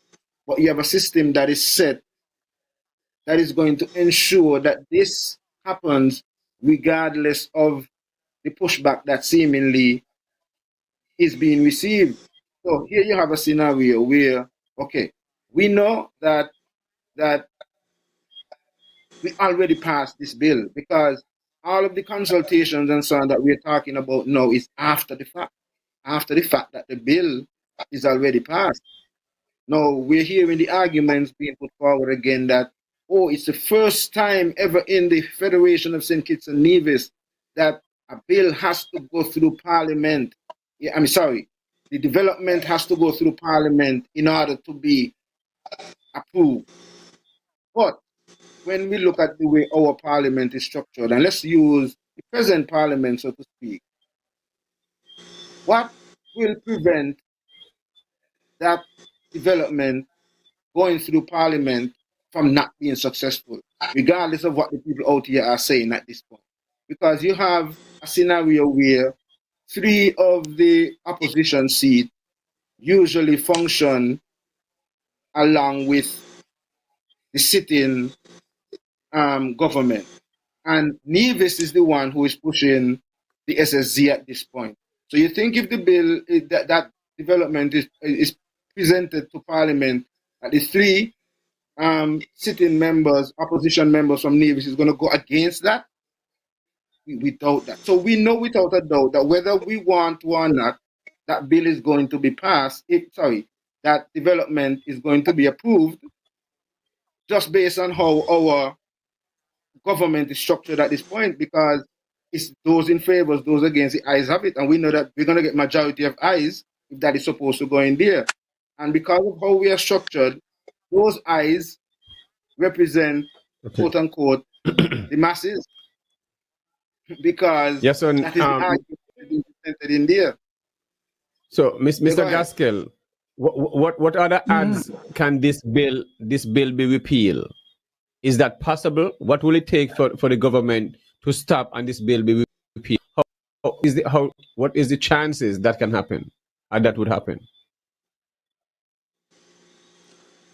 Zero, unless there's a legal challenge from outside. So the people don't have a say then. That's what you're trying to tell me. The people, No, the power of the people don't count. I actually think that they do. Of course they do. It should be people power, but Yason is quite right. The current political structure over here is 3 versus 2, and 3 is really one man, and so he will get it fixed. 4 versus 1. I think 1 is compromised. Oh, well, one gone over. But like a comment, very interesting. But it is, it's very interesting that Mr. Gaskell speak about the geothermal. That is the idea of the land and not really the development. Is a way of setting up the infrastructure for their business, for the crypto business, which, I mean, I don't like to speculate. Yes, so you know me, I like to do facts, but I mean, I don't know how these things, this crypto thing work and the amount of energy it need. But I mean, once something in energy, I mean, it can apply and make sense too. Let me take the next call again. Yes, I know it requires a lot of energy. Carlo, good evening. Good evening. Good evening. Yes. Another point I would like to make on this whole issue. One, I wish we stop saying Z instead of Z. But that's not a matter. If we have Mr. Brantley as the leader of the opposition, who should be debating anything that the government brings to the table, why did Mr. Brantley go to Sinkers and second that bill? The Prime Minister is the one who tabled the bill, and it was seconded by the Minister of the Opposition. Where on earth in any democracy you find a situation possible? It is clear hypocrisy and corruption. Why did he second the bill? And then his other two, let me respect them, his other 2 members, Mr. Jefferson and Mr. Evelyn, also voted for the bill. They are opposition people. Bypassing the digestive system. Ladies and gentlemen, understand what these guys are doing to us. He has a responsibility to oppose the bill. Now, if the Prime Minister couldn't get enough people from his side of the aisle to be present, that's not our fault. He roped in all 3 divisions who are opposition members to come and support the bill. Ladies and gentlemen, look and see how we are being roped in to this nonsense. Thank you, Mr. King. Have a good night. I appreciate it, and thanks for the call, caller. Yeah, that's a good point. That's a good point right there. Yes, and as the leader of the opposition, the premier. Go ahead, Charles. A government can only be strong and representative, or it can only really represent the people if it has a strong opposition. And this is a testament to the fact that there's no opposition. If the opposition is seconding the motion for the biggest game changer bill act of the century. No? And James, I know you said you want to touch on something else. When it comes to the other gentleman, when it comes to the develop, who's in, not Jensen, the other one, Verdi, his name is? Veer, or Ver, spelled V-E-R, yes, but they call it, yes. Call it Veer. Yes. Well, we all thought that Veer was involved from the earliest stages, and up on the net you can see that he was at something called the Nexus Conference, which is of libertarians in 2017, introducing this free society, which is something that he and Janssens have got together with. And I'll quote exactly from what he said then, because that's exactly relevant. And this is Roger Ver speaking to this conference. You are going to hear about free society, the next step up after Bitcoin. We are purchasing sovereign land from a government to create the world's first libertarian country. As I'm sure a lot of people have made a lot of money thanks to cryptocurrency and Bitcoin, and a big giant chunk of those people are hardcore libertarian voluntarists or free market advocates. Those are people who don't believe in government at all, and they don't believe in taxes. So how they work out a system, I don't know. So he says, the next step, who are we? Myself and my good buddy Olivia. We came together, we've been working on this, which means the sovereign land in another country. We've been working on this for quite a while. Olivia was a very early Bitcoin adopter, even earlier than myself. He's worked on this sort of thing for 10 years. He's a lifelong libertarian.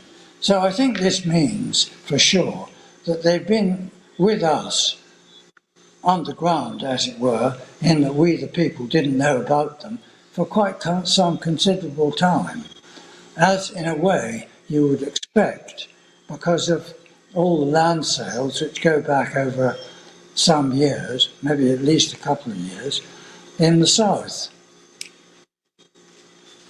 And just to re-emphasize what I did say about these cryptocurrency people, they are cryptocurrency, and they think about it and nothing else.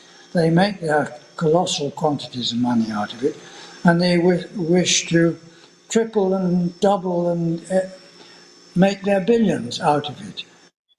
They have not come here to tell us that they've got a development for us on the lines of that plan they've shown us. That is just to fool us.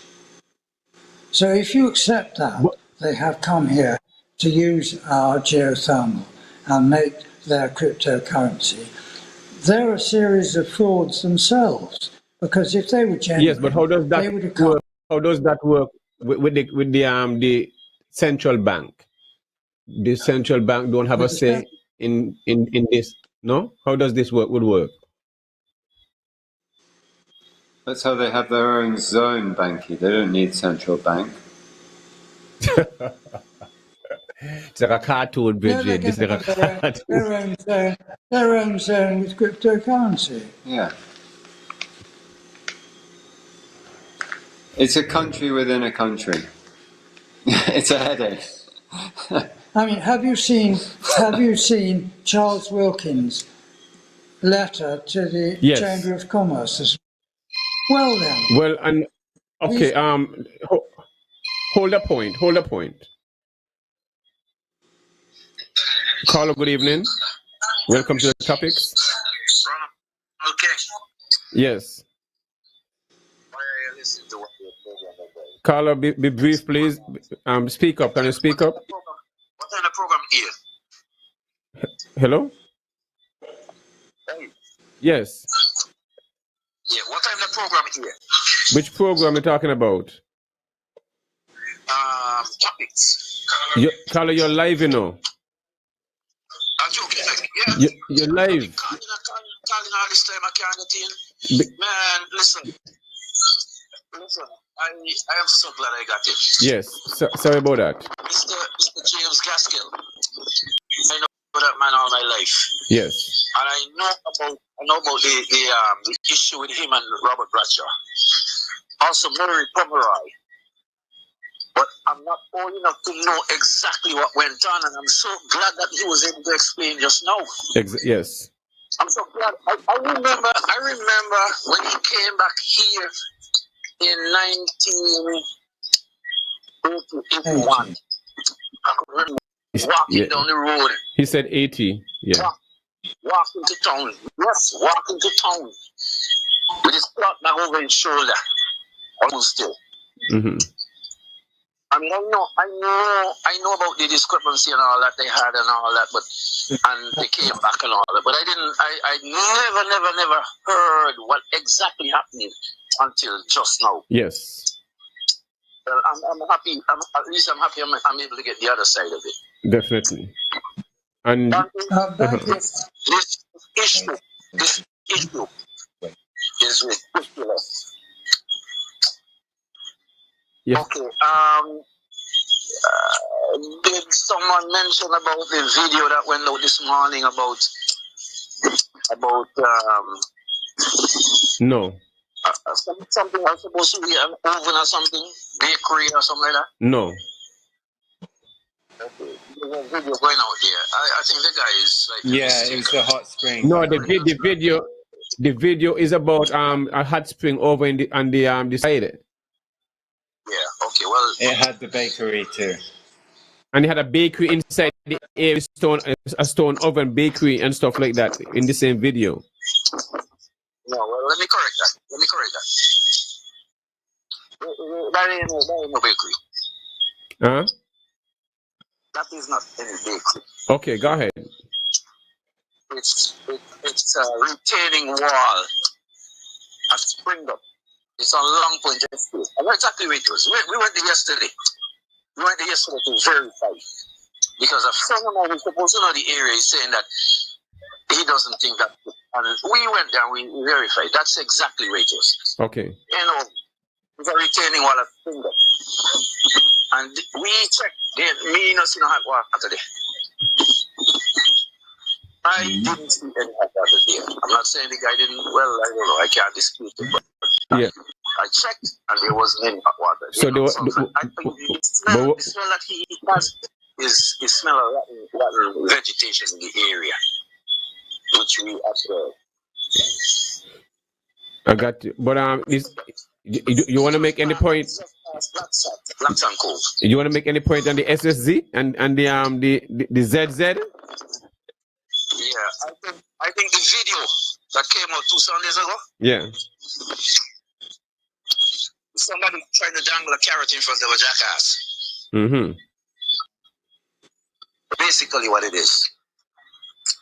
I mean, imagine the premier of this country giving away all our taxes and hoping to stick out the hand and get something. I have an issue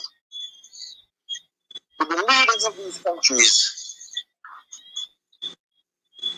A couple of years ago, they tell us how much money they were collecting CID.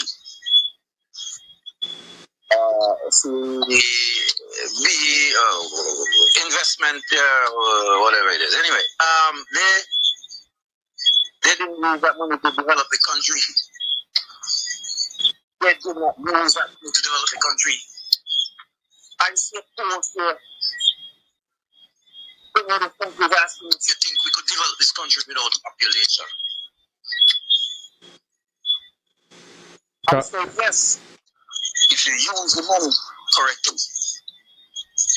Timothy Harris pocket the money for his friends and family, and it did not develop the country. St. Kitts got more population than Nevis. Color 10. My estimate, Nevis is in better shape infrastructurally than St. Kitts. 10 seconds, Carla. No, pardon? 10 seconds. Yeah. Yes. Then that tells me that the population of St. Kitts is more than Nevis, and Nevis is doing better infrastructurally than St. Kitts. The other thing I want to know is that the Premier boasts about making money from CBI.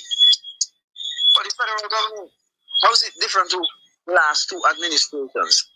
The last ministers, where he was in the third prime minister's cabinet, and he doesn't know what the total income was. So how can he do what's his share or what's Nevis's share? You know, I mean, like, this is disgusting. And the guy digging himself into a hole deeper and deeper every day. And we really need to just stop digging. All right. Caller, thanks for your call. All right. Yes, son? Hold on there.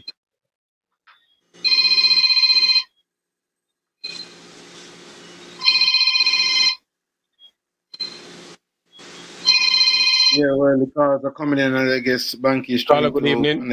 Welcome to the topics. Banky, Yes. I just called back because I want to address that person who just called in not long ago. Yes. I'm the young gentleman who was in the video.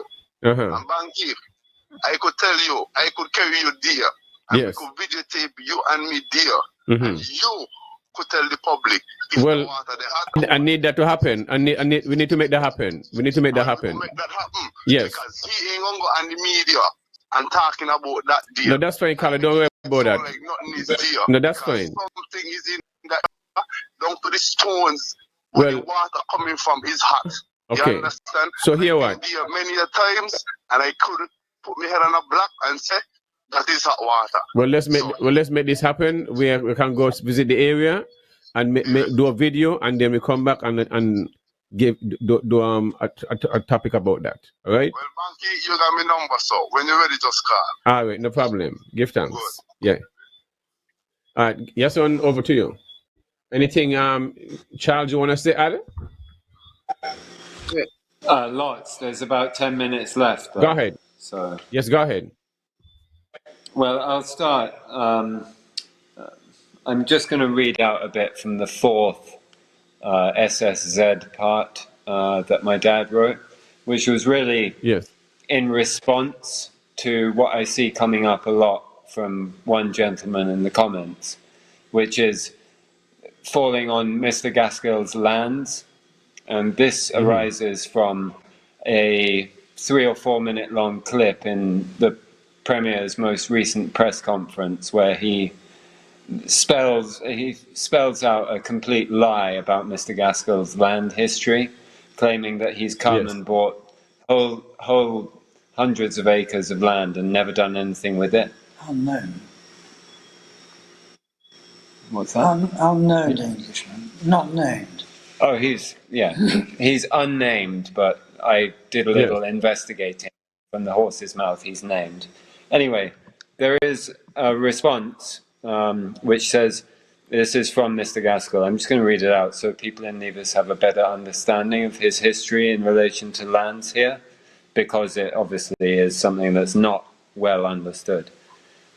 So, I came to Nevis in 1963-64, bought Montpellier and Richmond Lodge estates from a retired policeman living in Barbados.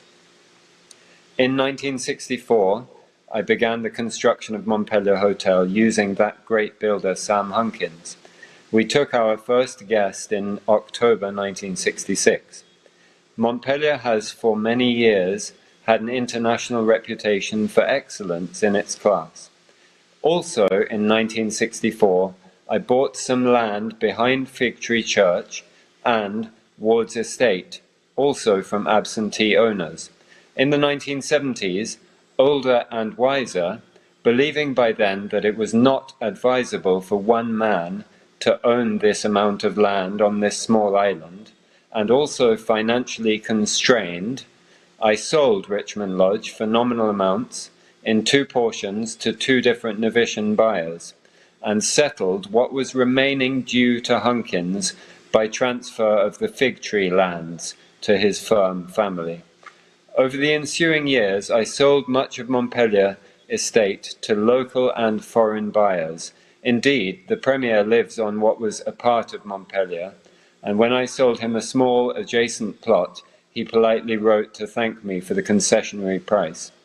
I needed these funds to support Montpellier Hotel, which took 20 years to break even. Now, remaining Montpellier lands comprise about 34 acres. Some of this is steep or low-lying. Ward's Estate forms part of the thick forest covering the slopes of the western side of Nevis. The best development here is no development. Nevis requires its trees in order to remain cool. Please recognize the importance. Lose all trees, grasses take over, goats eventually eat out all roots. Soil runs off, bare rock radiates heat. Given enough time and widespread loss of trees, overall island temperature could go up, say 10 degrees. This would be a disaster. Development is not a magic word. Not all planned development is beneficial. That is why we have a planning department to consider according to law the merits of any scheme put forward by developers. The SSZ Act cuts out the requirement for the planning department to make any assessment. Anyway, that's just basically to bring a few answers to people questioning what has happened with Gaskell lands. I'll continue just a little bit more because I notice in the comments that there are people agitating for unity on this. And I would like to say that I'm absolutely ready, and I have noticed within the communities that people are ready to act as people and powerful people to remove the public servants should they need to be removed. So I am ready to do that.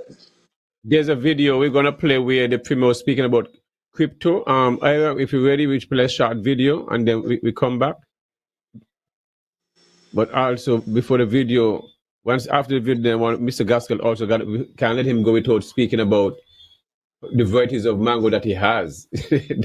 I wanted to speak a little bit about that, a little highlight. I mean, I think that's important. So Ira, you can play the just have when you're ready. In the meanwhile, yes. We need to diversify our economy. Financial services has played a critical role. We need to do better at that. And I think this government is committed to looking at cryptocurrencies to see where that wave that we see happening globally can be a part of our economic matrix going forward.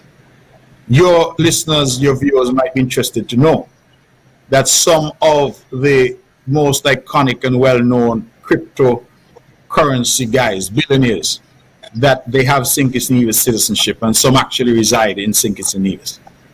So we have an ecosystem already that we could tap into to create, again, those jobs on the tech side and higher income earning jobs as we move, and as I believe the world moves in that direction. Premier Brantley, you mentioned cryptocurrency. We all know that there's very little regulations in the cryptocurrency field.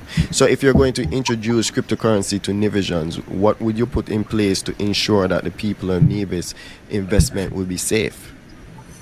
So you have to understand that there are different facets to cryptocurrency. It's a whole new world out there. And one of the things that we've been looking to do is to see, just as a complement to our traditional financial services, whether or not we could have, for example, crypto exchanges, cryptocurrency exchanges existing here. So it's not so much saying to Alan, you get your pay in crypto. That's really not necessarily the direction in which we are talking about. We're talking more about setting up here the necessary legislative framework so that people can register their crypto exchanges here on the island of Nevis, just as now we have individuals who have companies, trusts, and LLCs and IBCs, etc., that are set up here as well. So in that context, it is not so much.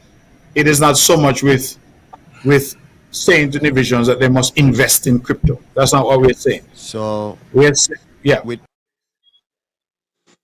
Okay, so you see, the crypto thing is not a new deal. It's been a while since the people have been speaking about that. And we have, but I know we're getting close. So, but go ahead, Charles. I was just going to say he's making mention there to the famous crypto people that we're getting to know via video and also via other means now. They're the same ones back then as they are now.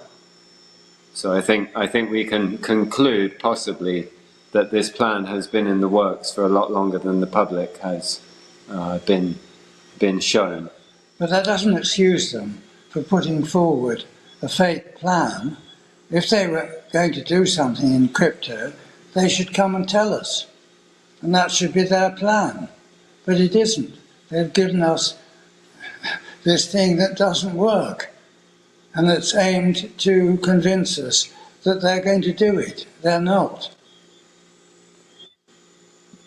Well, But gentlemen, I know it's been 2 hours already. I mean, yes, son, go ahead. no, what I was gonna say is we're saying that these people are trying to give us something, but the reality is they can't give us what is not accepted by those who we elect to represent us. And that is where we have our dilemma, because those who we elect to represent us opted not to consult with us, not to discuss anything with us.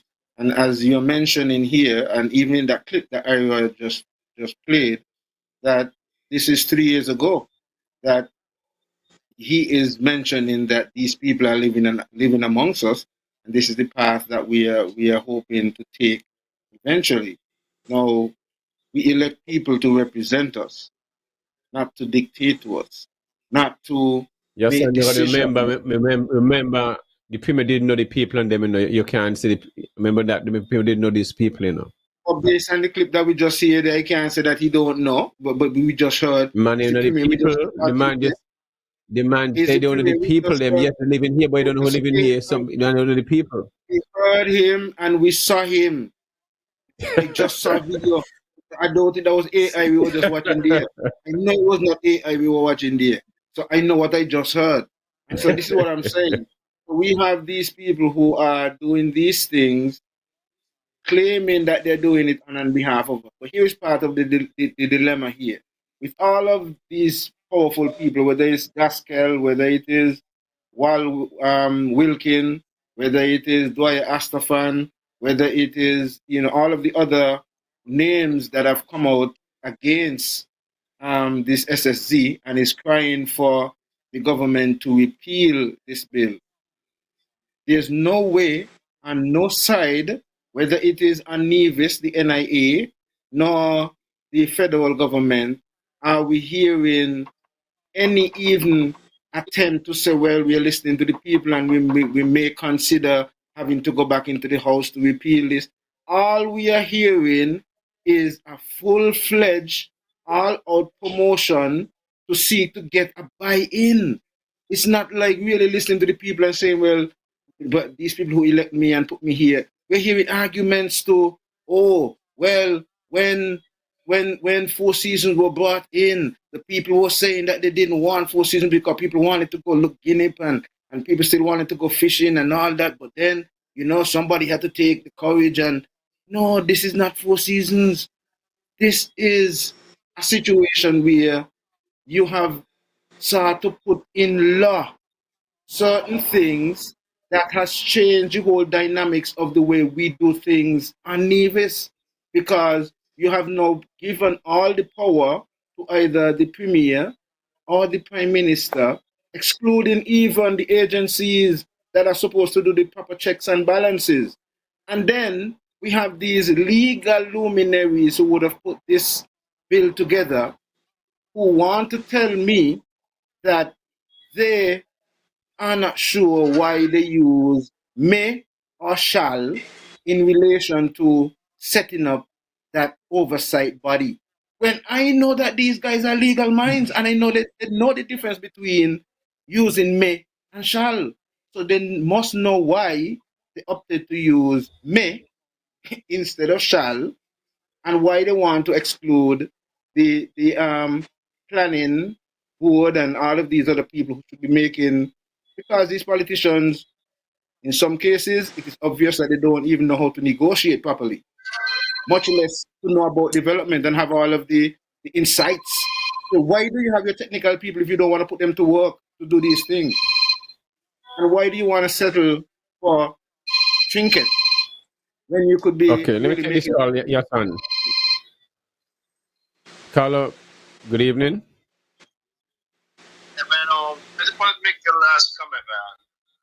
The people got to get off these party lines and realize they're the ones that got the power in their hands. As Yason is spelling out just now, and like a lot of people has called in and have been talking about this stuff, and unless the supporters of both the Labour Party and St. Kitts and the CCM Party on Nevis they are the ones that got their government held up, holding up, and not really coming out to support this move and encourage this protest and stuff like that. So until we come off of that party line, the powers may be is going to forge ahead, and they potentially are going to get this thing worked. We got to come off of the party line. That never happened, Carla. That never happened. United to go in the street and stop this stuff from going forward. And that's why we're leaving tonight. I appreciate it. Yes. Yes, and yes. But gentlemen, it's been 2 hours. I mean, Mr. Gaskell, I don't want to keep it too much longer. I mean, didn't expect it to be for the full 2 hours, but I mean, you held up strong like a real warrior. but before you go, I wanted to talk a little bit about agriculture and the amount of the different varieties of mango that you have, and then a wrap up of this SSZ. Your last words. Yeah, you want me to say something? About your mangoes. Yes. Well, I got in originally in about 2002. I got in 40 different grafts from Miami, and they are all here by me at home. And then quite a lot later, about 2010, we started doing a small orchard of mangoes, which you've been up to see. Yes. Every year has gone by, and these trees have not properly fruited. They've not properly blossomed. So I can't say that it's yet a great success. I've been expecting year by year, every January, February, to see them all blossoming. But they haven't, and they're fine, upstanding trees, 20 foot high. Strange, very strange. So I'm just waiting on them. Yes. What are some of the varieties? A few names. Charles? Carrie, Bombay, Ramkai Mai, Bullock Heart, Glenn, Coggeshall, Stevens, Edward. There's one called UX that I think has produced 2 mangoes in 20 years. and it's the biggest tree. Oh yeah. There's a beautiful one called Dot. There's Philippine or Carabao mango, which is supposedly the sweetest in the world. There's one called Springfells. There's a giant called Lancetilla. A late season mango called Kite, which we would be benefiting from right now and into next month, even, were it not for this thing called bacterial black spot, which is a disease that prevents trees from producing mature fruit. They sort of explode with a rottening on the side, and it affects some varieties more than others. Regrettably, this kite or kit is one that it affects a lot, which was a pity because when we started off, it did very well when it was here. So I took quite a lot of it up to the Ward's orchard. I'm just hoping that it doesn't get it up there, but it is very subject to it. Beautiful. So, what would be your last departing words you want to leave with the listening audience before you in your wrap up? I want to ask them: would they trust people who put up a fake plan, who actually want to do something else?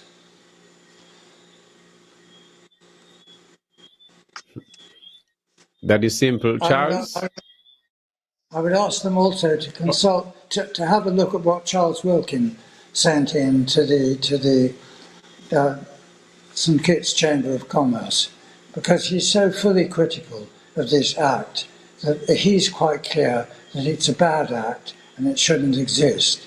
And this is quite extraordinary, really, because it's his son in the Attorney General, I believe, who is responsible for navigating it through Parliament. But later, the poor old father has to say, country before family. This is a bad act and we can't have it. It must fall. I mean, these people, these cryptocurrency people, they want this act so that, and they wouldn't have come here otherwise. It's all preparatory to being able to make the cryptocurrency not subject to outside regulations or taxation. And then they can make their multi-billions and we get nothing. That's my last call. Thank you. The sun sets in the east in the video. That's all you need to know. I got you. I got that. Yeah, so I mean, gentlemen, I want to commend you guys. I mean, taking the invitation for coming on Real Entertainment Network and the topics. Mr. Gaskell, I can't recall ever seeing you on any interview. I'm not sure if this is one of your first Quite time right. in public, but I mean, I appreciate you coming on and give me the chance to interview you and to the world get to hear stuff that they even knew about when it comes to the situation with the form of the first premier and stuff like that. So that was good that you clear the airwaves. So that is something that general probably get to hear for the first time, and I'm sure they're very grateful for that. So I just want to thank you guys again for coming in. Yasan and myself will continue the conversation when you guys leave. But Yasan, anything you want to say? Yes, I am really, really, truly sorry that I got in late. So there was a lot of things that I guess I missed. I would probably have to go back and listen to this from the beginning. But I am truly honored to be a part of this discussion. As mentioned, it seems as if this might have been one of the first official interviews that we would have had with, Mr. James Gaskell. And I'm sure a lot of people are very much informed with the information that you would have shared in relation to the experience with Robert Llewellyn Bradshaw, our first premier. Yes. A lot of the times, especially on the Navy side, we would have had a number of stories and so on. But then to get the first-hand experience, first-hand explanation is quite, interesting. And so I'm hoping that we could get confirmation for maybe a part 2 of this, if possible, that we could, he said, oh. So this is our first only opportunity to talk to Mr. Gaskell. But really and truly, it has been an honor to really have you and to really get some of these first-hand experiences. And I'm sure our audience is very much as well impressed and very much informed. So thank you very much. Thank you, Charles. I guess maybe we might be looking forward to maybe having you. Maybe you might be the one to have to give us the experiences from your dad. We might got to get you to pick his brain a little bit, to come back with us. But quite a very impressive discussion. And Banky, I am grateful for the opportunity to be your co-host as well, and for you to really find some of these interesting and very important guests for us to have discussion. I don't know why they ask. I don't know why they don't say no to me. They just keep accepting it. I don't know what I'm doing to them to charm them to come on the show. But if they just don't say no when I ask, but I appreciate that. So Charles and James, thank you guys very much. Yes, and I'm sure the audience would definitely be happy with your presentation. The audience is greatly. One more thing, since this might be the only time that we have James on the line with us, would you care to get into a bit of, because there was a scenario that's after you would have been brought back, so to speak, via the late Simeon Daniel.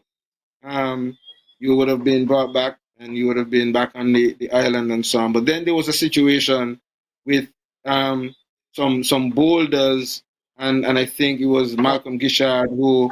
So I don't know if you care to share a little bit about that, and maybe get your side of the story and that while we're here, because we might not have you again. So Do you care to share on that? Yeah, I would be happy to share that. But I remember, first of all, there was one of your callers continuing on to ask me about, I think he said, what was I charged with at the prison in Yes. St Kitts in 1967? There was no charge. I was detained under the state of emergency, and under the constitution then of the associated state, you had to be given your reasons in writing. And the reasons in writing for me were that you, James M. Gaskell, did commit acts of civil disobedience, both within and without the state, in 1966-67. Nothing was specified, and those same words were used for one or two of the other detainees, including the one who took his case up to the Privy Council, which I think was John Reynolds, a retired policeman who was age 59 when he was locked up with me. And they were referred to by the Privy Council just as those barren words. You've no idea what this is all about. So that was that. Now, what was the other, the main part you wanted me to... The boulders. The boulders. The stones. The boulders, the stones, yes. I think it went, and Charles has looked at this a little bit, it went that Malcolm Gishart wanted to do the road which currently exists, down the steep hill into Brown Hill and coming up through Montpellier Estate. So he wanted just to take my land straight through, and it was my land. And I had sold some land to one or two folk from outside, and they said, well, this is not what we signed up for, to have a road running right through. They didn't see it sensibly, such as it is actually a good road. So I, as it were, supported them. And I said, no, you can't go through. And they insisted they could go through, and there was, even though it was my land, because they said it was public land from time immemorial. But in fact, there was an old-time road that ran directly across to show that there never had been an old public road there. And when Steele Douglas did a survey plan for me in 1964, he showed no public road or road of any kind, not a track. And if you look on the early Ordnance Survey maps, you don't find anything down there, not a track, nothing that goes straight through Montpellier Estate.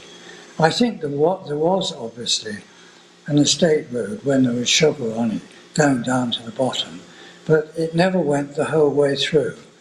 So the boulders question was when they said, or I heard, that they were just going to go straight through. So I put some boulders up. And they sent a backhoe in to remove them. And I had heard that this was happening, so I went along. And I told whoever came in, I think Michael Perkins and Malcolm, I said, this is my land, please remove yourselves. And I think Perkins said, this is a cabinet decision. And that's it. So they bulldozed the rocks out of the way, and I went to court later, and they had to pay, because they had to take the whole road round from that point at the western end of Montpellier, they had to take it right up to where the Botanical Gardens is, which is where the old public road curves around and used to go to the health centre. To the health centre way. But it's actually been all blocked off and has become a part of private land anyway. So they had to pay that 237,000. And I said, well, if you do that, that's all right, because I shall put it all into the new school kitchen. So I did.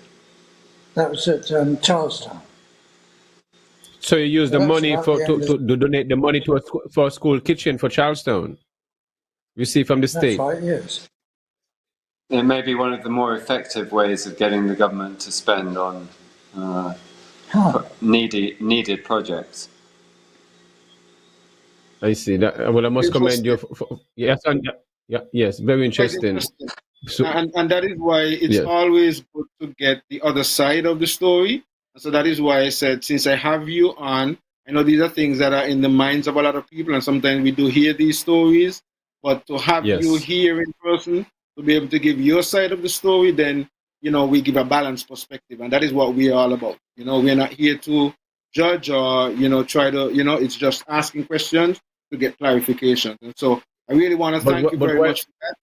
yes, but Thank you, yes, go ahead. and well, he mentioned Charleston Primary School kitchen, but didn't you did something? Is St. John's Primary School also a kitchen? You also donated there, no? I just Charlestown it was only.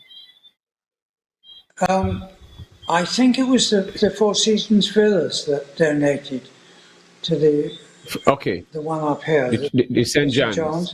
But I did Okay, help with St. Thomas. The St. Thomas as well. St. Thomas is. Okay, I know it was to Yeah, I school, helped wasn't to show which. Okay, beautiful. Yes, and go ahead with Yes, the and wrap-up. the reason. Yeah, go ahead, One quick Charles. thing, Yassam. The reason that people come on your show and don't have a problem with it is exactly as you've described there.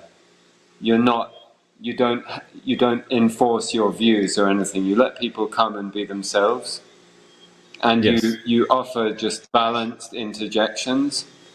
That's the kind of show that people are happy to come on to. We would never do we a appreciate show that. if we felt we were going to be cornered into defending ourselves. We wouldn't Yes, go on we to appreciate political that. shit. Yes, And we thank we you, Thank you greatly brother. very In much. appreciate that case we coming from get both of you. we thank you. And it's an honor for us to Yes, come on your show. thank you Thank very you very much. much. So, And it's an so honor to have Charles, you you can guys end. as guests as well. So we want to thank you very much for staying up these late hours and really appreciate this opportunity to have this exclusive discussion and interview with you, James. And Yes. I look forward to meeting you in person. I don't think I haven't really met you in person. So I look forward to meeting you in person and having a conversation with you one-on-one. Well, I would rather you Yes, meet him on the please. land than in the water, because he's one of the best swimmer on the island. So I would rather you meet him on the land than in the water. Just a late moment. Y'all have a good evening. Well, Charles, you thank can you. end it when you're ready. Yes. Yes, and myself, we continue a little discussion and then we wrap up. All right. So appreciate you guys. Appreciate it much. Okay. Thank you. All right. So you can just end All it, right. Charles. One So folks, moment. yes. Yes. Yeah. Oh, you want me to say anything? Yeah, just well, you can you I, can just end it, and we're good. okay. One love, Yes. everybody. Thank you all for All right. tuning Bye. Good time. Bye. Yes. So your son, that was father and son, Mr. James Gaskell. I mean, he been living here on the island for as long as I know myself, and his son Charles grew up here also. As you see, there was a lot of information come out this evening. Information you hear, all kind of different stuff about the gentleman, and it's very important. And he cleared the airwaves on a lot of stuff, because I, for one, played Bratcher when I was in high school, and they had using terms where I will give you both the news and pepper in your soup, and this is what our society will do to a young person like me, not knowing now they open up a can of worm. Because they send me to research the man. You see, that is when you do stuff like that, you don't know how you'll inspire a youth like me, who is curious, who like to read, and therefore I've been spending my life researching Bradshaw, and this is one of the books I think everybody need to have. And this was written by Glenroy Blanchett, The Truth About Llewellyn Bradshaw. There's also one about Sim Daniel, I have also. So this is the book about Bradshaw himself that I played. So give me a different perspective on life, and that's what it says, go back to this party politics, their son. Can't deal with it. And in these times where we're fighting for land and our people are still playing party politics and stuff like that, it is very sad. I don't see us coming together. If we're not coming together, they come to land. You have the Hamilton Mill over there. We're speaking about it, given to our experts the same way. Locals, them really don't care, my virgin. Once the party is in power, and this shows an exact example about it. St. Kitts, Nevis, same thing. Both the federal and the local government coming together to encourage large development, to double and triple the population. It's crazy, Yason. Go ahead. Well, Banky, a lot of this can and only will happen if we allow it to happen. At the end of the day, the people who we elect are supposed to be working on behalf of us. And if we continue to allow them to play the game of divide and rule, then something like this would be effective. If we make a stance this time and demonstrate that, we are your bosses and you have to listen to us and do what is necessary so that we can get them to repeal, if that is what we so desire as a people, this bill, then we have to do what is necessary to make that happen. We have to realize as a people, examples are set in front of us. And I don't understand, as I listen to this debate and this... Yes. As I listen to this debate and this discussion, Banky, I can't help but try to figure out certain things. I mean, in terms of due diligence, these people who we are talking about, I mean, I hear the Premier saying, okay, it's only Jensen that is on the paper or the project development paper. But when you do your research in relation to these people, you are finding they are both connected, and whatever project, even though his name might not be up front, there's a possibility that he might be a part of the grouping. Regardless of that, at the same time, we have elected officials who are opting to make decisions on behalf of us without consulting with us. And at the end of the day, when we look at the case in Honduras, this bill, based on what is happening right now, the bill is already in place, and the project development... Yes, son, I got one more call. This is going to be the last call of the night, eh? Yeah, take it. Carlo, you're the last call for the evening. Last call. We're wrapping up. Okay, good. I just want to help us to focus on the issues at hand and stop attacking individuals. If you could, this thing about Mr. Gaskell going to jail in 1967 is totally irrelevant. We have it in front of us. Some folks who are trying to change our culture and just to destroy and dilute what we have built up over years. That is what we should be focusing on. And not these historical matters that mean nothing to us now. Okay? As I said earlier, these folks are coming with a different culture. They don't believe in our values. Yes. I mean, the kind of money they control, they would like to buy those who want to be bought, who can be bought. And when they buy you, they will sell you. I'm really sure no, it doesn't mean anyway. Thanks for taking my call. Thanks for taking my call. Appreciate it. Yes. But yes, son, I was glad that question that was asked by Mr. Gaskell, this question, at least he get to clear the airwaves. People never hear his view for all these years. So for over nearly 50 years, you have all this thing going and he just never even respond to it. So it was a special evening tonight as we realize many people text him, they learn so much. The reality is, remember, this is the topics, and then we have our guests and we give them an opportunity to, express themselves and share their point of view. This was not necessarily an interview about the SSZ or SSZ. It was, an opportunity to learn more about him and also to delve into this topic because he would have written on this topic, in recent times. And so, a lot of the things that were highlighted. Carlo, we ain't taking no more call. Carlo, we ain't taking no more call. That's it. We're wrapping up right now. Yeah, that's a lot of the things that were also exposed were things that were, on the minds of people, but at the same time never really answered. And so look at it. At this point, we don't know if we're going to get him back again or ever get him back again. And so it was good still that we get the opportunity to ask these things and have the ear cleared on some of these things. We're wrapping up, Banky, and I am really grateful that we would have had these type of discussions. But like the caller is also suggesting, this is a very serious issue, and I want our people to really begin. Caller, we're not taking any more calls. Then go ahead, yes, we're not taking any more calls.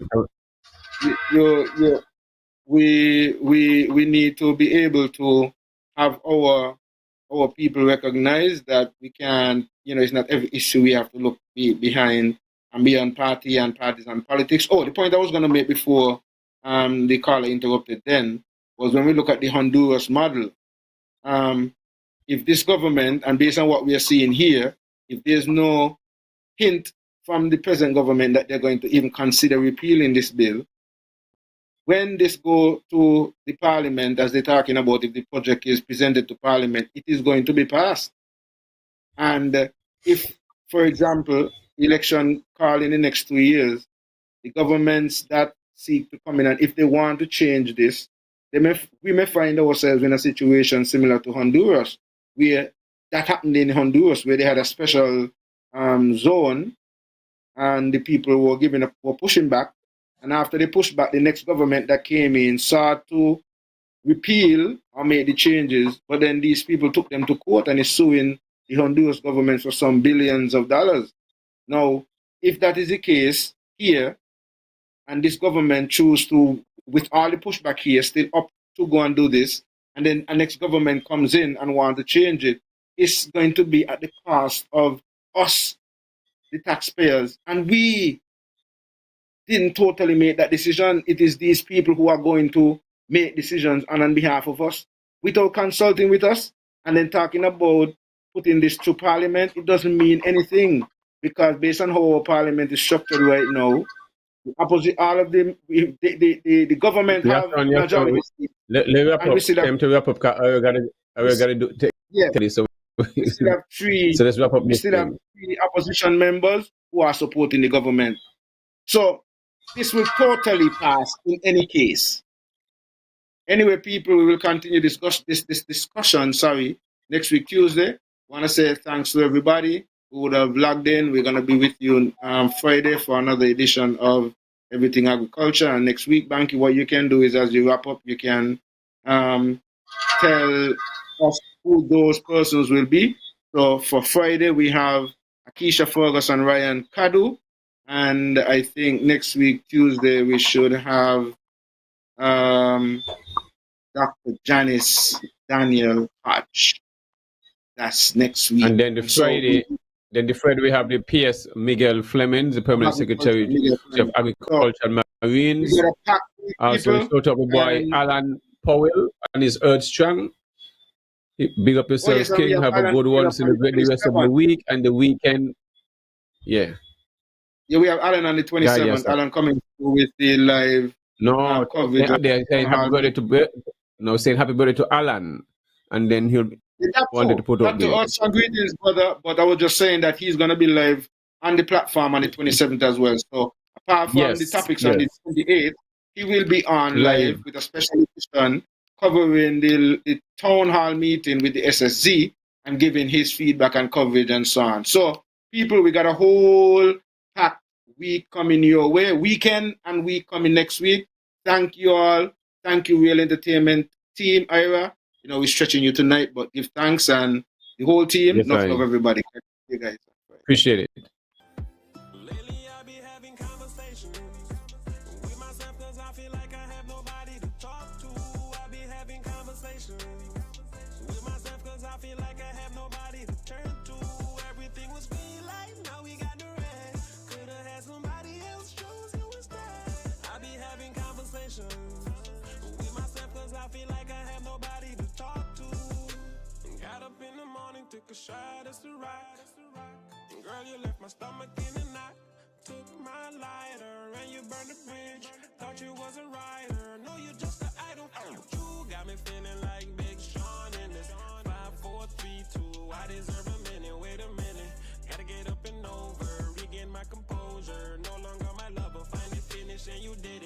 Girl, you really showed me. Think with your heart, don't think with your body. Clever.